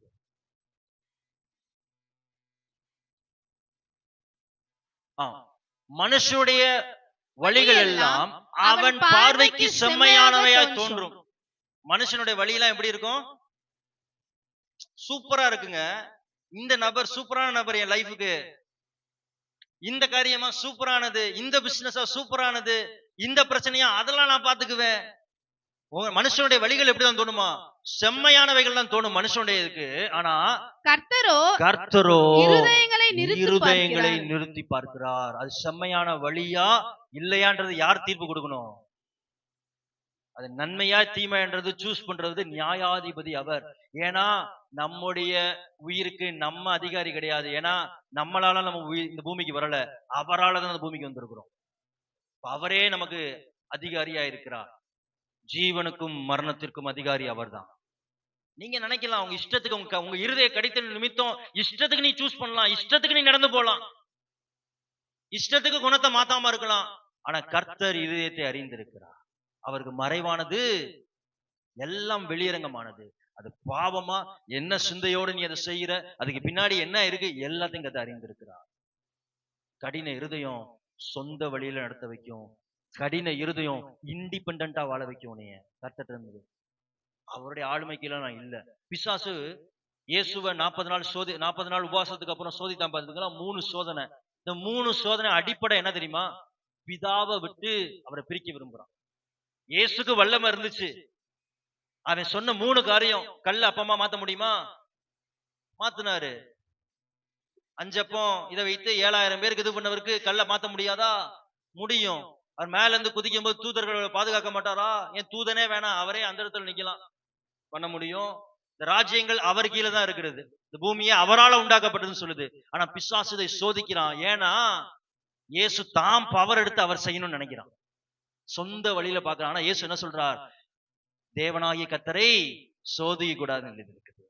கர்த்தரை சோதிக்காதுன்னு எழுதிருக்கு. அடுத்து எனக்கு வார்த்தையால மாத்திரம் கிடையாது, வாயிலிருந்து புறப்படுகிற அப்பத்தினால் மாத்திரம் கிடையாது, வாயிலிருந்து புறப்படுகிற ஒவ்வொரு வார்த்தையாலும் பிரிப்பான். அடுத்து சொல்றாரு தேவனாகிய கர்த்தர் ஒருவரே ஆராதிக்கும். அப்படின்னா என்ன? அவர் யாரை காட்டிக்கிட்டே பாயிண்ட் அவுட் பண்ணிட்டே இருக்கிறாரு இந்த டெம்ப்டேஷன்ல.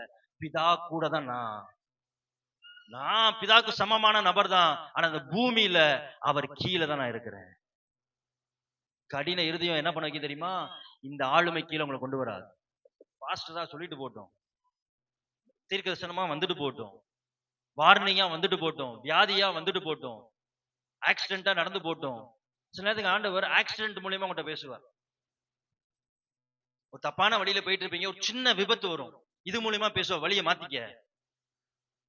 ஆனா என்ன பண்ண மாட்டோம், சொந்த வழி அதே வழி. தேவ பிள்ளையில கடின இருதயம் சொந்த வழியில உன்னை நடத்தும். சொந்த வழியில போனா கர்த்தர் உன் கூட நிக்க மாட்டார். கர்த்தர் உன் கருத்தை பிடிக்க மாட்டார். நான் அங்க போகணும், இங்க போகணும், இந்த இடத்துக்கு போகணும் விட்டுருவார். இந்த நம்பர் தான் கல்யாணம் பண்ண சொல்லி பார்ப்பார், அப்புறம் விட்டுருவார். போ. கடின இருதயம் சொந்த வழியில உன்னை நடத்தும். கவனமா இருக்கணும். அடுத்து 6வது பின்விளைவு. அடுத்து பாருங்க, கடின இருதயம் என்ன பண்ணுது பாருங்க, ஆசீர்வாதங்களை அழித்து விடும். கர்த்தர் உனக்கு வைத்த எல்லா ஆசீர்வாதத்தையும் என்ன பண்ணிடும்? ஒன்று ஒன்றாய் அது அழித்து விடும். வாசிங்க 1 சாமுவேல் 15:23. ரெட்டகம் பண்ணுதல் பில்லிசூனிய பாவத்திற்கும், முரட்டாட்டம் பண்ணுதல் அவபக்திக்கும், விக்கிர ஆராதனைக்கும் சரியா இருக்கிறது. நீ கர்த்தருடைய வார்த்தையை புறக்கணித்தபடியினாலே அவர் உம்முடைய ராஜாவா இராதபடிக்கு புறக்கணித்து தள்ளினார் என்றான். சரி, இந்த இடத்துல என்ன நடக்குது அப்படின்னா, சாமுவேல், நான் ஏற்கனவே சொல்லியிருக்கேன், சவுலை பத்தி தான் பார்த்திருக்கோம் நம்ம ஸ்டார்டிங்ல. இந்த சவுல் கர்த்தருக்கு கட்டளைகளை மீறினதுனால சாமுவேல் இந்த இடத்துல சொல்றாரு பாருங்களேன், ஒரு நியாய தீர்ப்பு சொல்கிறார். ரெண்டகம் பண்ணுதல் அப்படின்னா என்னது? ரிபலியன். அது எதற்கு சமமானதான்? ரெண்டகம் பண்ணுகிறது. ரெண்டகம் பண்ணுதல் பில்லி சூனிய பாவத்திற்கும். அப்படின்னா ரிபலியன், கர்த்தருக்கு எதிராக. அவர் சத்தத்தெல்லாம் கேட்க மாட்டேன், நானே பண்ணா என்ன? அது எப்படிப்பட்டவா? பில்லி சூனிய பாவத்திற்கும், முரட்டாட்டம். முரட்டாட்டம் என்னது? எதை பத்தி பார்த்துட்டு இருக்கோம் நம்ம? எதை பத்தி பார்த்துட்டு இருக்கோம்? கடின இருதயம். இந்த முரட்டாட்டம் எந்த பாவத்துக்கு சமம் பாருங்க? அவபக்தி. எது அப்படின்னா என்ன? நம்ம இயேசுவை விசுவாசின்னு சொல்லிட்டு உட்கார்ந்திருக்கிறோம். ஆனா வேதத்தின்படி இது என்ன? நீ பேருக்கு தான் சொல்ற. அது உன் வாழ்க்கையில அவபக்தியை கொண்டு வந்து, அது மாத்திரம் இல்ல, விக்கிரக ஆராதனைக்கு சரியாக ஈக்குவலண்டா இருக்குதான். கர்த்தர் எப்படி விக்கிரக ஆராதனை அருவருக்கிறாரோ, அதே போல எதை அருவருக்கிறார்? அப்ப கடின இருதயத்தை. அதுல ஒரு இடம் வசனம் இருக்கும் நினைக்கிறேன், நீதிமொழிகள்ல, 7 காரியங்கள் கர்த்தர் அருவருக்கிறார். அதுல ஒண்ணு என்ன பாருங்க, இது பண்ணதுனால நீ கர்த்தருடைய வார்த்தையை புறக்கணித்தபடியால் அவர் உம்மை ராஜாவாய் இராதபடிக்கு புறக்கணித்து தள்ளினார். அப்படின்னா இந்த கடின இருதயம் உனக்குள் தொடர்ந்து இருந்து கொண்டதுனால சவுலை பார்த்து சொல்லுகிறார், நீ ராஜாவா இருந்துகிட்டு தானே இவ்வளவு ஆட்டம் ஆடுற, உன்னை ராஜாவா ஆக்கினது யாரு? கர்த்தர். அதே கர்த்தர் உன்னை ராஜாவா இருந்து தள்ளி போடுகிறார். அப்படின்னா என்ன? சவுலுக்கு கொடுத்த ஆசீர்வாதத்தை கர்த்தர் என்ன பண்ணிட்டார்? கடின இருதயத்தின் நிமித்தம் பிடுங்கி விட்டார். ராஜபாரம் போச்சுன்னா எல்லாம் போச்சு. ஆஸ்தி, சொத்து, பாதுகாப்பு, படை வீரர்கள், பலம், எது பெருமையாய் பார்த்து கொண்டுதானோ அது எல்லாம் அழிந்து விட்டது. தேவ பிள்ளைகே, கடின இருதயம் உங்க வாழ்க்கையில் நீ சேர்த்து இருக்க சொத்து, வீடு, பணம், பொருள், பிள்ளைங்கலாம் சொத்து எல்லாத்தையும் அழிச்சோம். நினைச்சு கூட பார்க்க முடியல. கடின இருதயத்தால இவ்வளவு விளைவுகள் இருக்கான்னு எனக்கே ஆச்சரியமா இருந்துச்சு வேதத்தை ஆராயும் போது. ஆண்டவன் கடின இருதயம் தான் சொன்னார் மைண்டுக்குள்ள. அதை எடுத்து ஆராயும் போதுதான், ஆக இவ்வளவு விஷயம் இருக்குதா, எல்லாத்தையும் அடிச்சிடும். சொல்ல போனா லைஃப் டோட்டலா என்ன பண்ணிடுது? அதான் அதோட அர்த்தம், டோட்டலா காலி பண்ணிடுது. எப்படி ஆரம்பிக்கிறோம் முக்கியம் கிடையாது, எப்படி முடிக்கிறோம். இன்னைக்கு எப்படி இருக்கிறோம்? கேர்ஃபுல்லா இருங்க, கேர்ஃபுல்லா இருங்க. வணங்கா கழுத்துள்ளாய் இருப்பீங்க என்றால் ஜெபி ஜெபி ஜெபி ஜெபின்னு கர்த்தர் சொல்றார். நான் ஜெபிக்க மாட்டேன் ஆண்டவரே, மாட்டேன், ஏன் வழி வழி வழி வழி வேலை, டைம் இல்ல, இது இல்ல, அது இல்ல. கடின இருதயமாய் அது மாறும். கர்த்தருடைய சமூகத்தை விட்டு உன்னை விளக்கிடும், ஆசீர்வாதங்கள் அழித்து விடும். இந்த செய்தியை ப்ரிப்பேர் பண்ணும்போது எனக்கு நல்லா என் ஆவியில நல்லா தெரியும். ரொம்ப வருத்தத்தோடு நான் சொல்லுகிறேன், சபையில அநேகருக்கு, விசேஷமாய் வாலிப பிள்ளைகளுக்குள்ள இந்த ஆவி இருக்கு. அதனால ஸ்பிரிட்ல உணர முடியுது. பெரியவங்களுக்கு மாத்திரம் கிடையாது, வாலிப பிள்ளைகளுக்கு. எனக்கு ரொம்ப கஷ்டமா இருந்துச்சு இந்த செய்தியை ப்ரிப்பேர் பண்ணும்போது. ஆண்டவர் எனக்கு உணர்த்தின போது ஆண்டவர் ஜெபிச்ச, ஆண்டவரே சபையில இருக்கிற ஜனத்துல முக்காவாசி ஜனத்துக்கு இந்த கடின ஆவி இருக்குதா, அதே எடுத்து போடுங்கப்பா. வேணாம், கடின ஆவி வேணாம். அது உன் வாழ்க்கையை உணர்த்தாது, உயர்த்தாது. ஆசீர்வாதங்களை இதை அழித்து போய்விடும். சவுளுடைய ராஜ்யபாரத்தை எடுத்துட்டார். வாய்ப்பு கொடுத்துக்கிட்டே இருந்தா, நீடிய பொறுமை இருந்துகிட்டே இருந்துச்சு, பல வருஷம் இருந்துகிட்டே இருந்துச்சு. கடைசியா எடுத்துட்டார். அவன் நிலைமை என்னாச்சு தெரியுமா? எடுத்ததுக்கு அப்புறம், ஆண்டவருடைய பாதுகாப்பு எடுத்ததுக்கு அப்புறம் 16:14 அதிலே வாசிங்க பார்க்கலாம். 16:14 1 சாமுவேல் 16:14. கர்த்தருடைய ஆவி சவுலை விட்டு நீங்கினார். கர்த்தரால் வரவிடப்பட்ட ஒரு பொல்லாத ஆவி அவனை கலங்க பண்ணி கொண்டிருந்தது. கர்த்தருடைய ஆவி அவரை விட்டு போன போது பொல்லாத ஆவி வந்து அவனை வாதிக்க ஆரம்பிச்சது. அப்படின்னா அசுத்த ஆவி உள்ள வந்துருச்சு. ஆண்டவர் பொறுமையா இருக்கிறாருக்கு இப்படியே இருந்துகிட்டே இருப்பார் நினைக்காதீங்க. கர்த்தருடைய கோபம் ஒரு நாள் உக்கிரமாய் உன் வாழ்க்கையில வரும்போது அவருடைய ஆவி அவரை விட்டு எடுத்து போடப்படும். அவருடைய ஆவி எடுத்து போடப்பட ஆசீர்வாதங்கள் பெறும். எல்லாத்துக்கும் மேல பொல்லாத ஆவி உள்ள வந்துடும், அசுத்த ஆவி. இந்த ஆவிதான் கடைசியா சவுலை என்ன பண்ண வந்துச்சு? தற்கொலை பண்ணி சாக வச்சுச்சு. தாவீதை கொலை பண்ண அநேக நேரம் பாருங்க, இந்த ஆவி அசுத்தாவி என்ன பண்ணுது பாருங்க, தன்னை மட்டும் கொலை பண்ண வைக்கல, சுத்தி இருந்த தாவீதை அவனை அளவளாய் நேசிக்கிறான். கடின இருதயம் உன் குடும்பத்துல இருக்க நபரை அழிச்சிரும். விளையாட்டுக்காரையும் கிடையாது. சில பேர்லாம் பேசி நான் கேட்டிருக்கேன், எப்படி நடந்துச்சுன்னு தெரியல பாஸ்டர், டக்கு டக்கு டக்கு நடந்துருச்சு. நான் பேசியிருக்கிறேன். சில நேரத்துக்கு எடுத்து மண்டையை உடைச்சிருவாங்க, சில நேரத்துக்கு குத்திடுவாங்க. மட்டும் தான் நான் பேசியிருக்கிறேன். சொல்ல என்ன நடந்துச்சுன்னே தெரியாது. ஆனா அவங்க லைஃப அவங்களோட நான் பேசும்போது நான் அறிந்து கொண்ட கருத்து, அன்னைக்கு நடக்கல, முன்னாடி இருந்தே இந்த குணம், இந்த சுவாபம் வளர்ந்துகிட்டே வந்திருக்கு. ஒரு நாள் இரவுல நடக்கிறது காரியம் கிடையாது. கடின இருதயம் சீட், அது வந்து ஒரு விதை. நீங்க அதை போட்டு போட்டு போட்டு வளர்த்துக்கிட்டே இருப்பீங்க உங்களை அறியாமலே. வசனம் சொல்லுது பாருங்க, கர்த்தருடைய ஆவி நீங்க உங்களை விட்டு நீங்கிருச்சுன்னு வச்சுக்கோங்களேன், அத போல ஒரு பரிதாபம் உள்ள நபர் இந்த பூமியில கிடையாது. அதான் இயேசு ஒரு இடத்துல சொல்றார், ஒரு பிசாசு இருந்துச்சு, இந்த ஒரு பிசாச அவர் விரட்டுறார். விரட்டினதுக்கு அப்புறம் இவன் மறுபடியும் அந்த வாழ்க்கையை வெறுமையா வச்சுக்கிட்டு இருந்தாலும் போன ஒண்ணு எத்தனை கொண்டு வந்துருச்சு. இது அப்படியே ரட்சிப்புக்கு எடுத்துக்கோங்க. நீங்க ரட்சிக்கப்படுறதுக்கு முன்னாடி ஒரு பிசாசு உங்களை ஆட்டியிருக்கும். வீட்டுக்குள்ள நல்லா பரதநாட்டியம் ஆடி இருக்கும், தையா தக்கான்னு குதிச்சிருக்கும். நீங்க ரட்சிக்கப்பட்டுட்டீங்க, ஆண்டவர் பிள்ளை ஆயிட்டீங்க. ஆனா உள்ளுக்குள்ள கடின இருதயம் வந்துருச்சு. இப்ப அப்படியே அது வளர்ந்து வளர்ந்து வளர்ந்து வளர்ந்து வளர்ந்ததுக்கு அப்புறம் கர்த்தருடைய கரம் உங்களை விட்டு நீங்கிருச்சுன்னு வச்சுக்கோங்க, ஒண்ணு எத்தனை கூட்டு வந்துரும். உள்நாட்டுக்காரன் கிடையாது, வசனத்தை நான் சொல்றேன். கர்த்தருடைய ஆவி சவுலை விட்டு நீங்கின போது என்ன ஆவிச்சான்? பொல்லாத ஆவி. இங்கிலீஷ்ல இருக்கு the evil spirit tormented him. அப்படின்னா என்ன? அவனை வதக்க ஆரம்பிச்சான். அவனை வதக்க ஆரம்பிச்சிச்சு. என் கூட ஊழியத்துக்கு வந்தீங்கன்னா தெரியும், பிசாசு குடிச்சவங்க லைஃப் எப்படி இருக்கும்னு. யாராவது வரீங்கன்னா சொல்லுங்க, கூட்டிட்டு போறேன். அவங்க எவ்வளவு வேதனைப்படுவாங்க. எரியுது எரியுதுன்னுமா, குத்துது குத்துதுன்னுமா, முடியலன்னு சொல்லுவான், திடீர்னு சிரிப்பான், திடீர்னு இது பண்ணுவான். நான் பயமுடுத்தல. ஆனா கர்த்தர் கிருபை என்ன தெரியுமா? அவர் நீடிய சாந்தம் உள்ளவர். சாந்தம் உள்ளவரா இருக்கிறதுனாலதான் நீங்க மறுபடியும் இந்த வாய்ப்பு உங்களுக்கு கொடுத்துட்டு இருக்கிறார். எத்தனை பேர் இந்த வார்த்தையை கேட்க விரும்புறீங்க?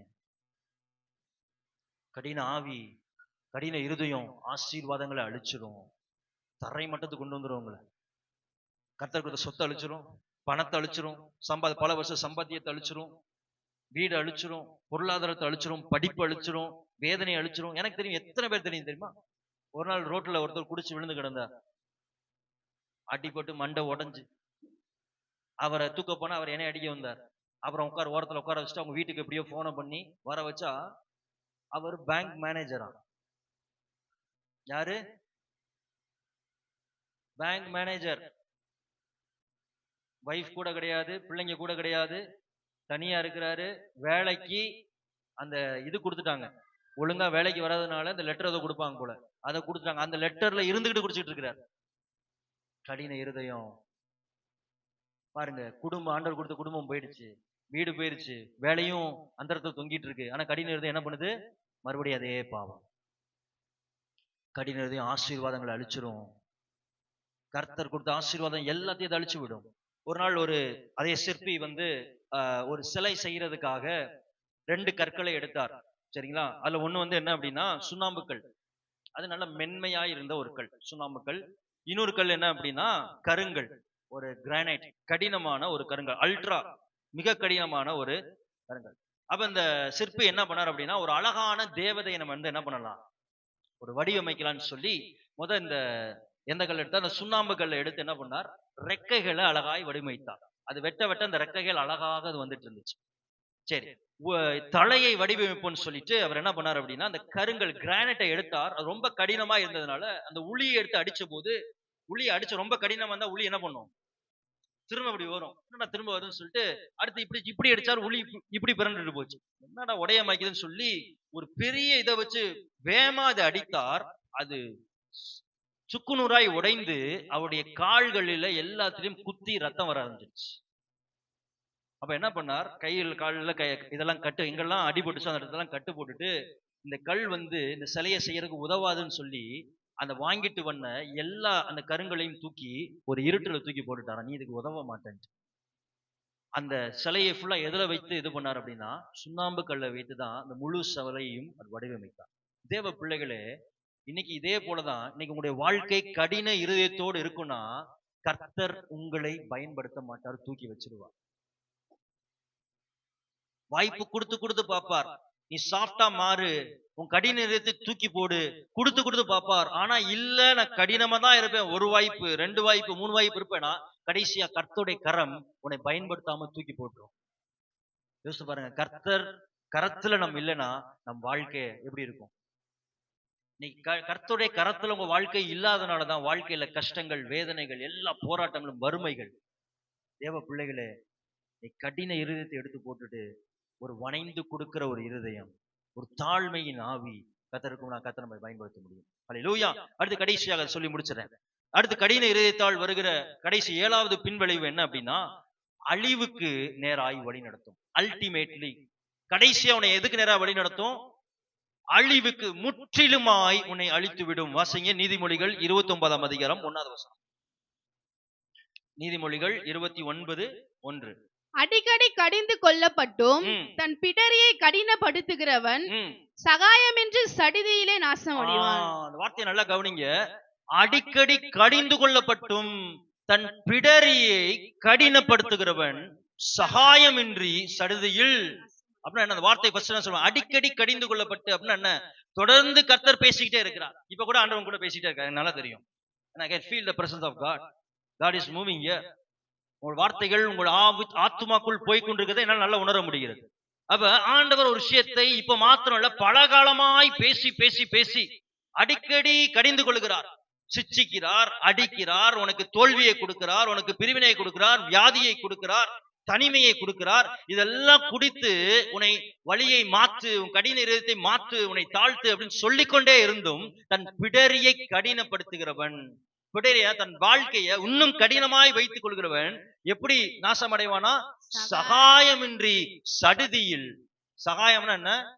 யாருமே உதவி செய்ய இல்லாமல் சடுதியில், சடனா நாசம், முழு டிஸ்ட்ராக்ஷன், அழிவு. எந்த கடின இருதயத்தினால நீ மனம் திரும்பாம இருக்கிறாயோ, எது நீ நடக்க கூடாது, நீ நினைத்து கூட பார்க்க முடியாதவைகள், அது புயல் போல, நான் சொல்ற வார்த்தையை நல்லா கவனிங்க, புயல் போல உன் பலத்துக்கு மீறின காரியமாய் உனக்கு வந்து உன் வாழ்க்கையில் நேரிடும். கடின இருதயம் உங்களுக்குள்ள இருக்கும்னா சடுதியில். அப்போ உனக்கு உதவி செய்ய யாருமே இருக்க மாட்டாங்க. சாமுவேல் எவ்வளவு தடவை சவுலுக்கு ஜெபிக்கிறார். ஆண்டவர் சொல்றார், ஏன் சவுலுக்கு ஜெபிச்சுக்கிட்டு இருக்க? நான் தள்ளுனவனை ஏன் நீ உனக்கு ஜெபிச்சுக்கிட்டே இருக்கிற? போய் தாவீதை அனாயின் பண்ணுன்றார். அப்படின்னா என்ன அர்த்தம்? சாமுவேலின் வார்த்தை ஒன்று கூட தரையில விழல, ஊழியரின் வார்த்தை. ஆனா அதே ஊழியர் ஆண்டவரே சவுல, ஏன் ஆண்டவரே சவுலத்தை நிராகரிச்சிட்டீங்க அழுதுகிட்டே இருக்கிறாப்புல ஆண்டவர் சொல்லுகிறார், நான் தள்ளினவனை ஏன் இது பண்ற? போய் தாவீதை அனாயின் பண்ணு போ. அப்படின்னா என்ன? ஊழியர்களால கூட வந்து நீ ஒண்ணும் பண்ண முடியாது. கடின இருதயம் இருக்கனால வியாதியோ போராட்டமோ பிரிவினையோ ஒரு பெரிய காரியம் வந்து இருக்குது. பாஸ்டர் பிரேயர் பண்ணுங்கன்னா நான் மனம் கசந்து ஜெபிக்கலாமே தவிர்த்து அது ஜெபம் கேட்கப்படுமான்னு சொல்ல முடியாது. ஏன்னா நம்ம என்ன பண்ணிட்டோம்? அடிக்கடி பிடரிய படுத்தியாச்சு, நீடிய சாந்தத்தை கடினப்படுத்தியாச்சு. குடும்பத்துல கேர்ஃபுல்லா இருங்க. ஆண்டவர் உணர்த்துறத சொல்கிறேன், குடும்பங்களுக்குள் கேர்ஃபுல்லா இருங்க. குடும்பத்துக்குள்ள ஒப்புரவாகிறதுல தயங்காதீங்க. கணவன் மனைவிக்குள் ஒப்புரவாகிறத தயங்காதீங்க. பிள்ளைகளுக்குள் ஒப்புரவாகிறத தயங்காதீங்க. அதை நீங்க தொடர்ந்து கடினப்படுத்தாதீங்க. கர்த்தர் ஒண்ணு கொடுத்திருக்கிறது ஒரே குடும்பம், ஒரே குடும்பம் தான், ஒரே குடும்பம். அந்த குடும்பம் உடைக்கப்பட்டுச்சுன்னா மறுபடியும் சேர்க்கறது ரொம்ப கஷ்டம். நினைச்சா சேர்த்துலாம் நினைக்காதீங்க. குடும்பம் மட்டும் பாதிக்கப்பட கிடையாது, உங்க பிள்ளைகள், உங்கள் சந்ததிகள். விலை செலுத்த முடியாத காரியங்கள் அநேகம் இருக்கு. அதான் எப்பவுமே சொல்லுவேன், பணத்தால வாங்க முடியாது நிறைய இருக்கு, பணத்தால் சம்பாதிக்க முடியாது.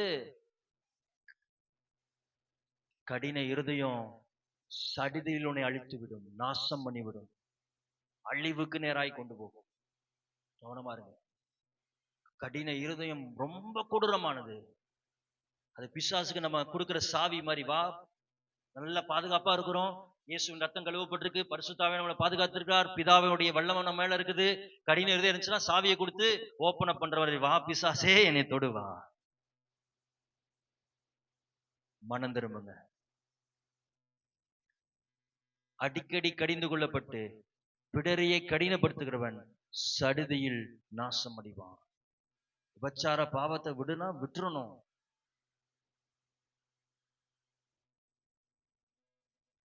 விபச்சாரம் வேணான்னு சொன்னா என்ன பண்ணிடணும்? விட்டுறணும். இல்லைன்னா உன்னை அழித்து விடும். அதனால வர வியாதிகளா இருக்கலாம், இல்லைன்னா அதனால வருகிற அவமானங்களா இருக்கலாம். உன்னை அழித்து விடும். அது கடினப்படுத்தாதவன் இருதயத்தை.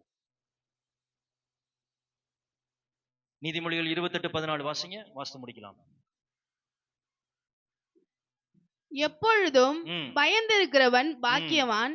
எப்பொழுதும் கர்த்தருக்கு பயந்திருக்கும், அதான் சரியான டிரான்ஸ்லேஷன். கர்த்தருக்கு பயந்திருக்கிறவன் பாக்கியவான். தன் இருதயத்தை கடினப்படுத்துகிறவனோ தீங்கில் இருதயத்தில் கடினப்படுத்துகிறவனோ தீங்கில் விழுவான், அழிந்து போவான் என்று வசனம் சொல்லு. தேவ பிள்ளைகளே, இப்ப இதெல்லாம் கேட்கும் போது ஒரு பயம் வந்திருக்கும். உண்மையா எத்தனை பேருக்கு ஒரு பயம் வந்துச்சு? ஆண்டவரே, பரவாயில்ல, அநேகருக்கு இந்த பயம் இருக்குது. இப்ப அடுத்த கேள்வி, ஆண்டவரே எனக்குள்ள இந்த கடின இருதயம் இருக்கு, இதை நான் எப்படி சரி பண்ணணும்? வேதத்தை ஆராயும் போது ஒரே ஒரு வசனம் தான் அற்புதமா இருந்துச்சு, எனக்கு ரொம்ப பிடிச்ச ஒரு வசனம். அது ஆராய்ந்து பார்த்தேன், சரி கடின இருதயத்தால இவ்வளவு விளைவு இருக்கே, அப்ப இதை சரி பண்றதுக்கு நிறைய ப்ராசஸ் இருக்கும் போல அப்படின்னு நினைச்சிட்டு இருந்தேன். ஆனா வேதத்தை ஆராய்ந்து பார்த்தா ஆண்டவர் ஒரே ஒரு வசனத்தை கொடுத்து முடிச்சுட்டா. அதை வாசி முடிச்சிடலாமா? கடின இருதயத்துல நம் எவ்வளவுதான் கடினப்படுத்தி நம் வாழ்க்கையில தீங்கை வரவழைத்தாலும் நம்மளை படைத்த தேவன் நீடிய பொறுமை உள்ளவராக இருக்கிறார், அன்புள்ளவராக நம்மளை அப்படியே விடுறது கிடையாது.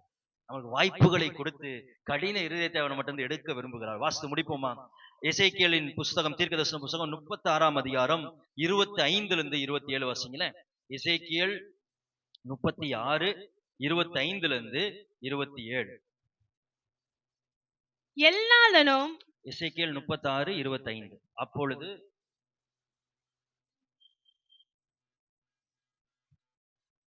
வாசிமா, எரேமியா எடுத்திருக்கப்பா, எசேக்கியா. சரி, பைபிள் எடுத்து வாசித்து. 36 25. அப்பொழுது நான் உங்கள் மேல் சுத்தமான ஜலம் தெளிப்பேன். அப்பொழுது நான் உங்கள் மேல் சுத்தமான ஜலத்தை தெளிப்பேன். நான் உங்களுடைய எல்லா அசுத்தங்களையும் உங்களுடைய எல்லா நரகலான விக்கிரங்களையும் நீக்கி உங்களை சுத்தமாக்குவேன். நீங்கள் சுத்தமாவீர்கள். ஹல்லேலூயா. ஆண்டவர் எவ்வளவு பெரிய வார்த்தையை சொல்ற பாருங்க. நீ இருக்கிற அந்த கடின இருதயத்தினால பிரச்சனைகள், போராட்டங்கள், வருத்தங்கள், வேதனைகள், இழப்புகள், பிரிவினைகள், எனக்கு எதிராக எழும் எல்லாம் இருந்தாலும் நான் உன்னை மறப்பதில்லை. நான் உன்மேல் ஜலத்தை ஊத்துவேன். அந்த ஜலம் என்ன தரும்? இயேசுவின் ரத்தம் நம்மேல் தெளிக்கப்பட்டு நம்மளை சுத்திகரிக்கப்பட்டு நமக்குள்ள எல்லா புல்லாங்குகளையும் எல்லா அக்கிரமங்களையும் கத்த நீக்கி போடுகிறார். கிருபை எவ்வளவு பெரிய கிருபை. அந்த ஜலம் எந்த ஜலம்? என் இயேசுவின் ரத்தம் கழுவி என்னை சுத்திகரிக்கிறது. அடுத்து என்ன நடக்குது பாருங்க, அடுத்த வசனம் பாருங்க. உங்களுக்கு நவமான இருதயம், ஒரு புதிய இருதயம். இவ்வளவு நேரம் என்ன இருதயம் உனக்குள்ள இருந்துச்சு? ஒரு கடினமான இருதயம், ஒரு வணங்கா கழுத்துள்ள இருதயம், ஒரு முரட்டாட்ட இருதயம் இது இருந்துச்சு. நான் உன்னை இயேசுவின் ரத்தத்தில் கழுவி உனக்கு எந்த இருதயம் தரேன்? ஒரு புதிய இருதயத்தை கொடுத்து உங்கள் உள்ளத்தில் புதிதான ஆவியை கட்டளையிட்டு கல்லான இருதயத்தை உங்கள் மாம்சத்திலிருந்து எடுத்து சதையான இருதயத்தை உங்களுக்கு தருப்பேன். நல்ல கரங்களை தட்டி இந்த விசுவாசிக்கிறவங்க நல்ல கரங்களை தட்டி ஆவியில் பெற்றுக்கொள்வோம். கர்த்தர் உனக்கு புதிய இருதயத்தை கொடுத்து புதிய ஆவியை கொடுத்து எல்லா கல்லான இருதயத்தையும் எடுத்து ஒரு சதையான இருதயத்தை வைக்கிறார். அல்லேலூயா, அல்லேலூயா. 7 பின்விளைகளும் யாரால வந்தது? யாரால வந்தது? நம்மால வந்தது, நம்மளுடைய கடின இதயத்தால வந்தது. ஆனா தீர்வு யாரால வருது தெரியுமா? தீர்வு நம்மகிட்ட இருந்து அவர் எதிர்பார்க்கல. வசனம் சொல்றது, நான் உனக்கு சதையான இருதயத்தை தருவேன். நீ பண்ணணும், நான் பண்ணணும் எதிர்பார்க்கல. கடின இருதயத்தால நம்ம நல்ல விளைவுகளை ஏற்படுத்திட்டோம். ஆனா அதுக்குரிய தீர்வை நம்மகிட்ட எதிர்பார்க்கல. ஆண்டவர் வாக்கு தத்தமாய் நமக்கு தந்திருக்கிறார். இது ஒரு வாக்கு தத்தம் அவர் நமக்கு தருகிறார். என்னது? புதிய ஒரு இருதயம். எத்தனை பேருக்கு வேணும்? அடுத்து சொல்றார், new heart, new spirit. New spirit எது? பரிசுத்த ஆவியானவர். முதல் ரத்தம் கழுவப்படுகிறது. இயேசுவின் ரத்தத்தை இன்னைக்கு நீங்க விசுவாசிங்க மறுபடியும். அடுத்து இந்த புதிய இருதயம் எப்படி வரணும்னா, ஆண்டவர்கிட்ட கேட்கிறது, ஆண்டவரே இது என்னால உண்டானது கிடையாது, நீங்க எனக்கு தரணும் அப்பா. இந்த இடத்துல உள்ளத்தின் ஆழத்துல இருந்து இந்த கடின இருதயத்தால் இவ்வளவு பின்விளைகள் என் வாழ்க்கையில அறிந்தோறியாமல ஏற்பட்டிருக்கு. இதுல நான் வெளியே வரணும்னா நீங்க ரத்தம் கழுவட்டு, மறுபடியும் என் பாவத்தை மன்னிச்சிடுங்க. இப்ப எனக்கு புதிய இருதயத்தை கொடுங்க, புதிய பரிசுத்த ஆவியை கொடுங்க. எனக்குள் இருக்கிற கடின இருதயத்தை நீங்க பிடுங்கி எனக்குள் ஒரு சதையான இருதயத்தை வைங்கன்னு கேளுங்க. கர்த்தர் இந்த நொடி ஆவியானவர் உனக்குள் வைக்கிறார். அது ஒரு வாக்கு தத்துவம். கடின இருதயத்திலிருந்து வெளியே வர்றது என்ன? அது வாக்கு தத்துவம். நீங்கள் நானும் எதுவும் பண்ண தேவையில்ல. You just surrender your life. இந்த ஒப்பு கொடுத்து, ஆண்டவரே என்னை நான் படைக்கிறேன், புதிய இருதயம் வேணும். ஸ்பெசிபிக்கா கேட்கணும். எப்படி? இந்த வார்த்தையை ஸ்பெசிபிக்கா கேட்கணும். புதிய இருதயம் எனக்கு வேணும், புதிய ஆவியின் அபிஷேகம் எனக்கு வேண்டும், கல்லான இருதயத்தை சதையான இருதயம் தாங்க. இது எதற்கு இதை தருகிறா தெரியுமா? அடுத்த வசனத்தை சொல்றாரு பாருங்க, 27ல. இது எதற்கு கொடுக்கப்படுகிறது பாருங்களேன், 27 வசனம். உங்கள் உள்ளத்திலே என் ஆவியை வைத்து. பாருங்க, இந்த பரிசுத்த ஆவியின் அபிஷேகத்தை, அபிஷேகம்னா என்ன? இதுதான். சும்மா அந்நிய பாஷை பேசுற ஆவுன்னு கத்துறது கிடையாது. இது நவமான இருதயத்தை பார்த்துக் கொள்றதுதான் அபிஷேகம். இந்த அபிஷேகத்தை உனக்குள் வைத்து உங்களை என் கட்டளைகளில் நடக்கவும். இந்த அபிஷேகம் என்ன பண்ண வைக்குது? கட்டளைகளின்படி நடக்க. கட்டளைகளை மீறதுனால தானே கடின இருதயம் வருது. இந்த அபிஷேகம் நம்மளை கட்டளையின்படி நடக்கவும், என் நியாயங்களை கை கொள்ளவும், நியாயங்களை கை கொள்ளவும், அவைகளின்படி செய்யவும் பண்ணுது. கட்டளையின் நியாயங்களை என்ன பண்ண வைக்குது? இந்த உள்ளத்தில் உன் ஆவியை வைக்கின்றது என்ன பண்ணுதா? நம்ம ஹார்ட்ட உணர்வில்லாத இருதயத்தை என்ன பண்ணுது? உணர்வுள்ள இருதயமாய் மாறும். இப்ப இதுக்கு முன்னாடி நீங்க ஒப்புரவாகிறது ரொம்ப நேரம் ஆயிடுக்கும்.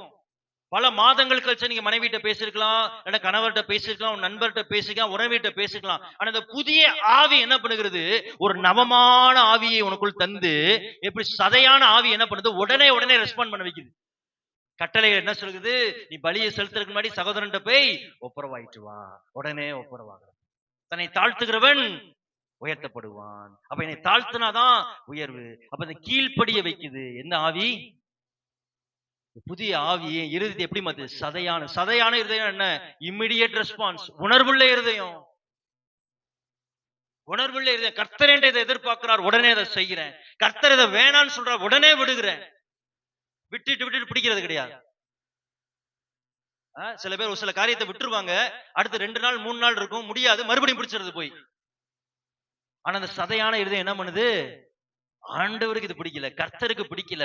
எப்படி ஆபிரகாம் ஈசாக்கை பலிபீடத்தில் வைத்தாரோ, சதையுள்ள இருதயம் இருந்தாலும் வைக்க முடிஞ்சு. அந்த சதையுள்ள இருதயம் உனக்கு பிரியமானவைகளை பலிபீடத்தில் வைக்க வைக்கும். அல்லேலூயா, அல்லேலூயா. எத்தனை பேருக்கு வேணும் இந்த சதையான இருதயம்? எவ்வளவு பெரிய கடின மனுஷனையும் கர்த்தரால் மாற்ற முடியும். வாயை தந்து நம்ம கேட்போம்னா. அல்லேலூயா. ஒண்ணு சொல்லி நான் முடிச்சிடுறேன். இதை நான் ஒரு சில நேரம் உங்களுக்கு நான் மெசேஜ்ல சொல்லியிருக்கேன். ஆனா இது என்னை மிகவும் தொட்ட ஒரு சாட்சி. அதனால மறுபடியும் இதே சாட்சி நான் உங்களுக்கு சொல்றேன். சுரேஷ் வர்மான்னு சொல்லிட்டு ஒரு போலீஸ்காரர் இருந்தார். 1980 அவர் போலீஸா இருந்தப்ப ரொம்ப ஒரு கடினமான மனிதன், எதிர்பார்த்து கூட நினைக்க முடியாத ஒரு மனுஷன். அவர் மனைவியை அவ்வளவு சித்திரவாதம் பண்ணியிருக்கிறார். அவ்வளவு சித்திரவாதம். அந்த மனைவி வயிற்றுல இருந்த போது எட்டி மிதிச்சிருக்கிறார். அதனால ஒரு குழந்தை அபார்ட் ஆயிருக்கு. இவர் அடித்த அடியினால டாக்டர் சொன்னாலும் என்ன சொல்லிட்டாங்க? உங்களுக்கு குழந்தையே பிறக்காதுட்டாங்க. இப்ப மனைவிட்ட சொல்றாங்க, இவர் இவ்வளவு காட்டாமண்டி தரமா அடிக்கிறா, ஒண்ணு இவர் மேல கம்ப்ளைண்ட் கொடுங்க, இல்லாட்டா அவர் என்ன பண்ணிருங்க, டிவோர்ஸ் பண்ணிங்கன்றப்ப மனைவி சொன்னாங்களா, இல்ல ஒரு நாள் அவர் திருந்துவார் அப்படின்னு மனைவி காத்திருக்காங்க. ரொம்ப காட்டாமண்டா மனுஷன், பயங்கரமா குடிப்பார். காசு வந்துச்சுன்னா வீட்டுக்கு எதையுமே தர மாட்டார், எல்லாத்தையும் என்ன பண்ணிடுவார்? குடிச்சு அழுத்துறாரு. வீடு ஒரு வட்டம் காசு இல்லாம வாடகை கொடுக்க முடியாம வீட்டுல இருந்து பொருளை தூக்கி போட்டாங்க. யோசிச்சு பாருங்க, கவர்மெண்ட் சர்வெண்ட்டுக்கு வந்தது 1900 அவருக்கு 1 லட்சம் ரூபாய் கடன் இருந்துச்சு. எப்ப?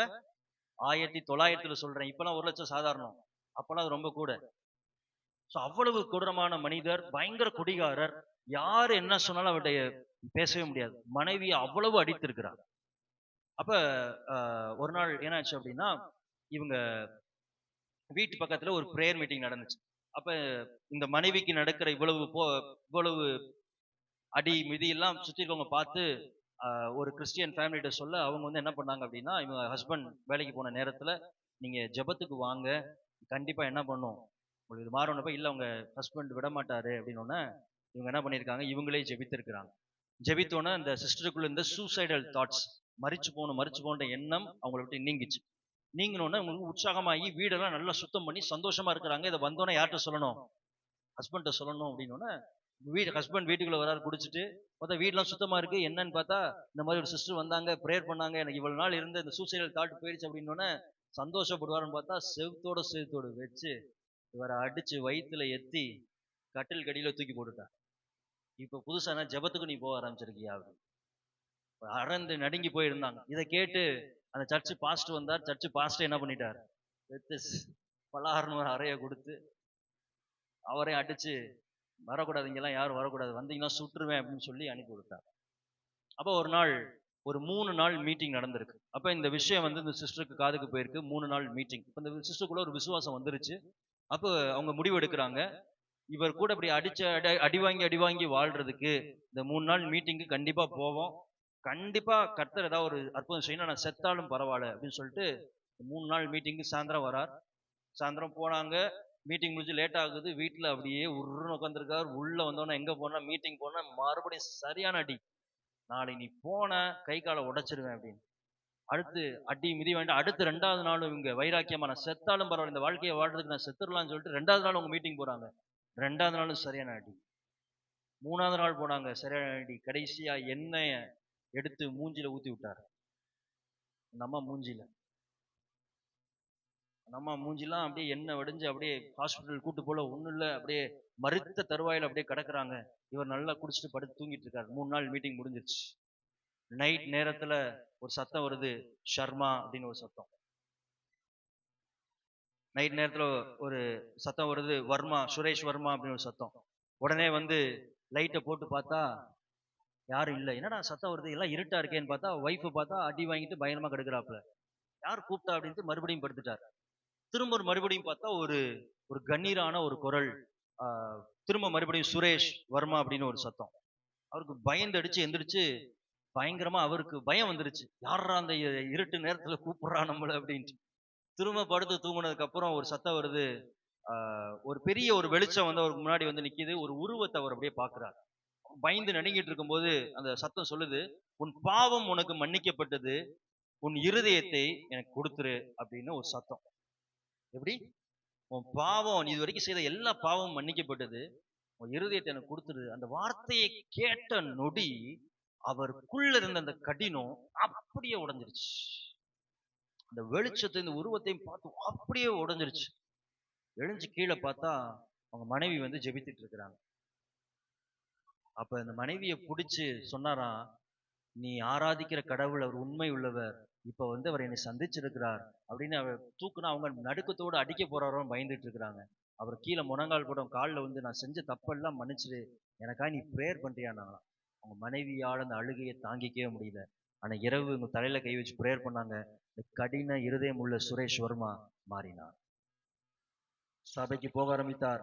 வாழ்க்கை ஆண்டவருக்கு ஒப்பு கொடுக்க ஆரம்பித்தார். தன் வாழ்க்கை மாறினது, குடி மாறினது. ஆண்டவர் ஊழிய அழைப்பை கொடுத்தார்.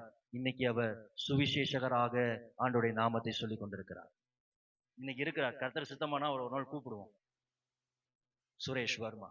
எதுக்கு நான் சொல்றேன் அப்படின்னா, எப்பேற்பட்ட கடின ஆவி உள்ள மனிதனையும் கர்த்தரால் மாற்ற முடியும்.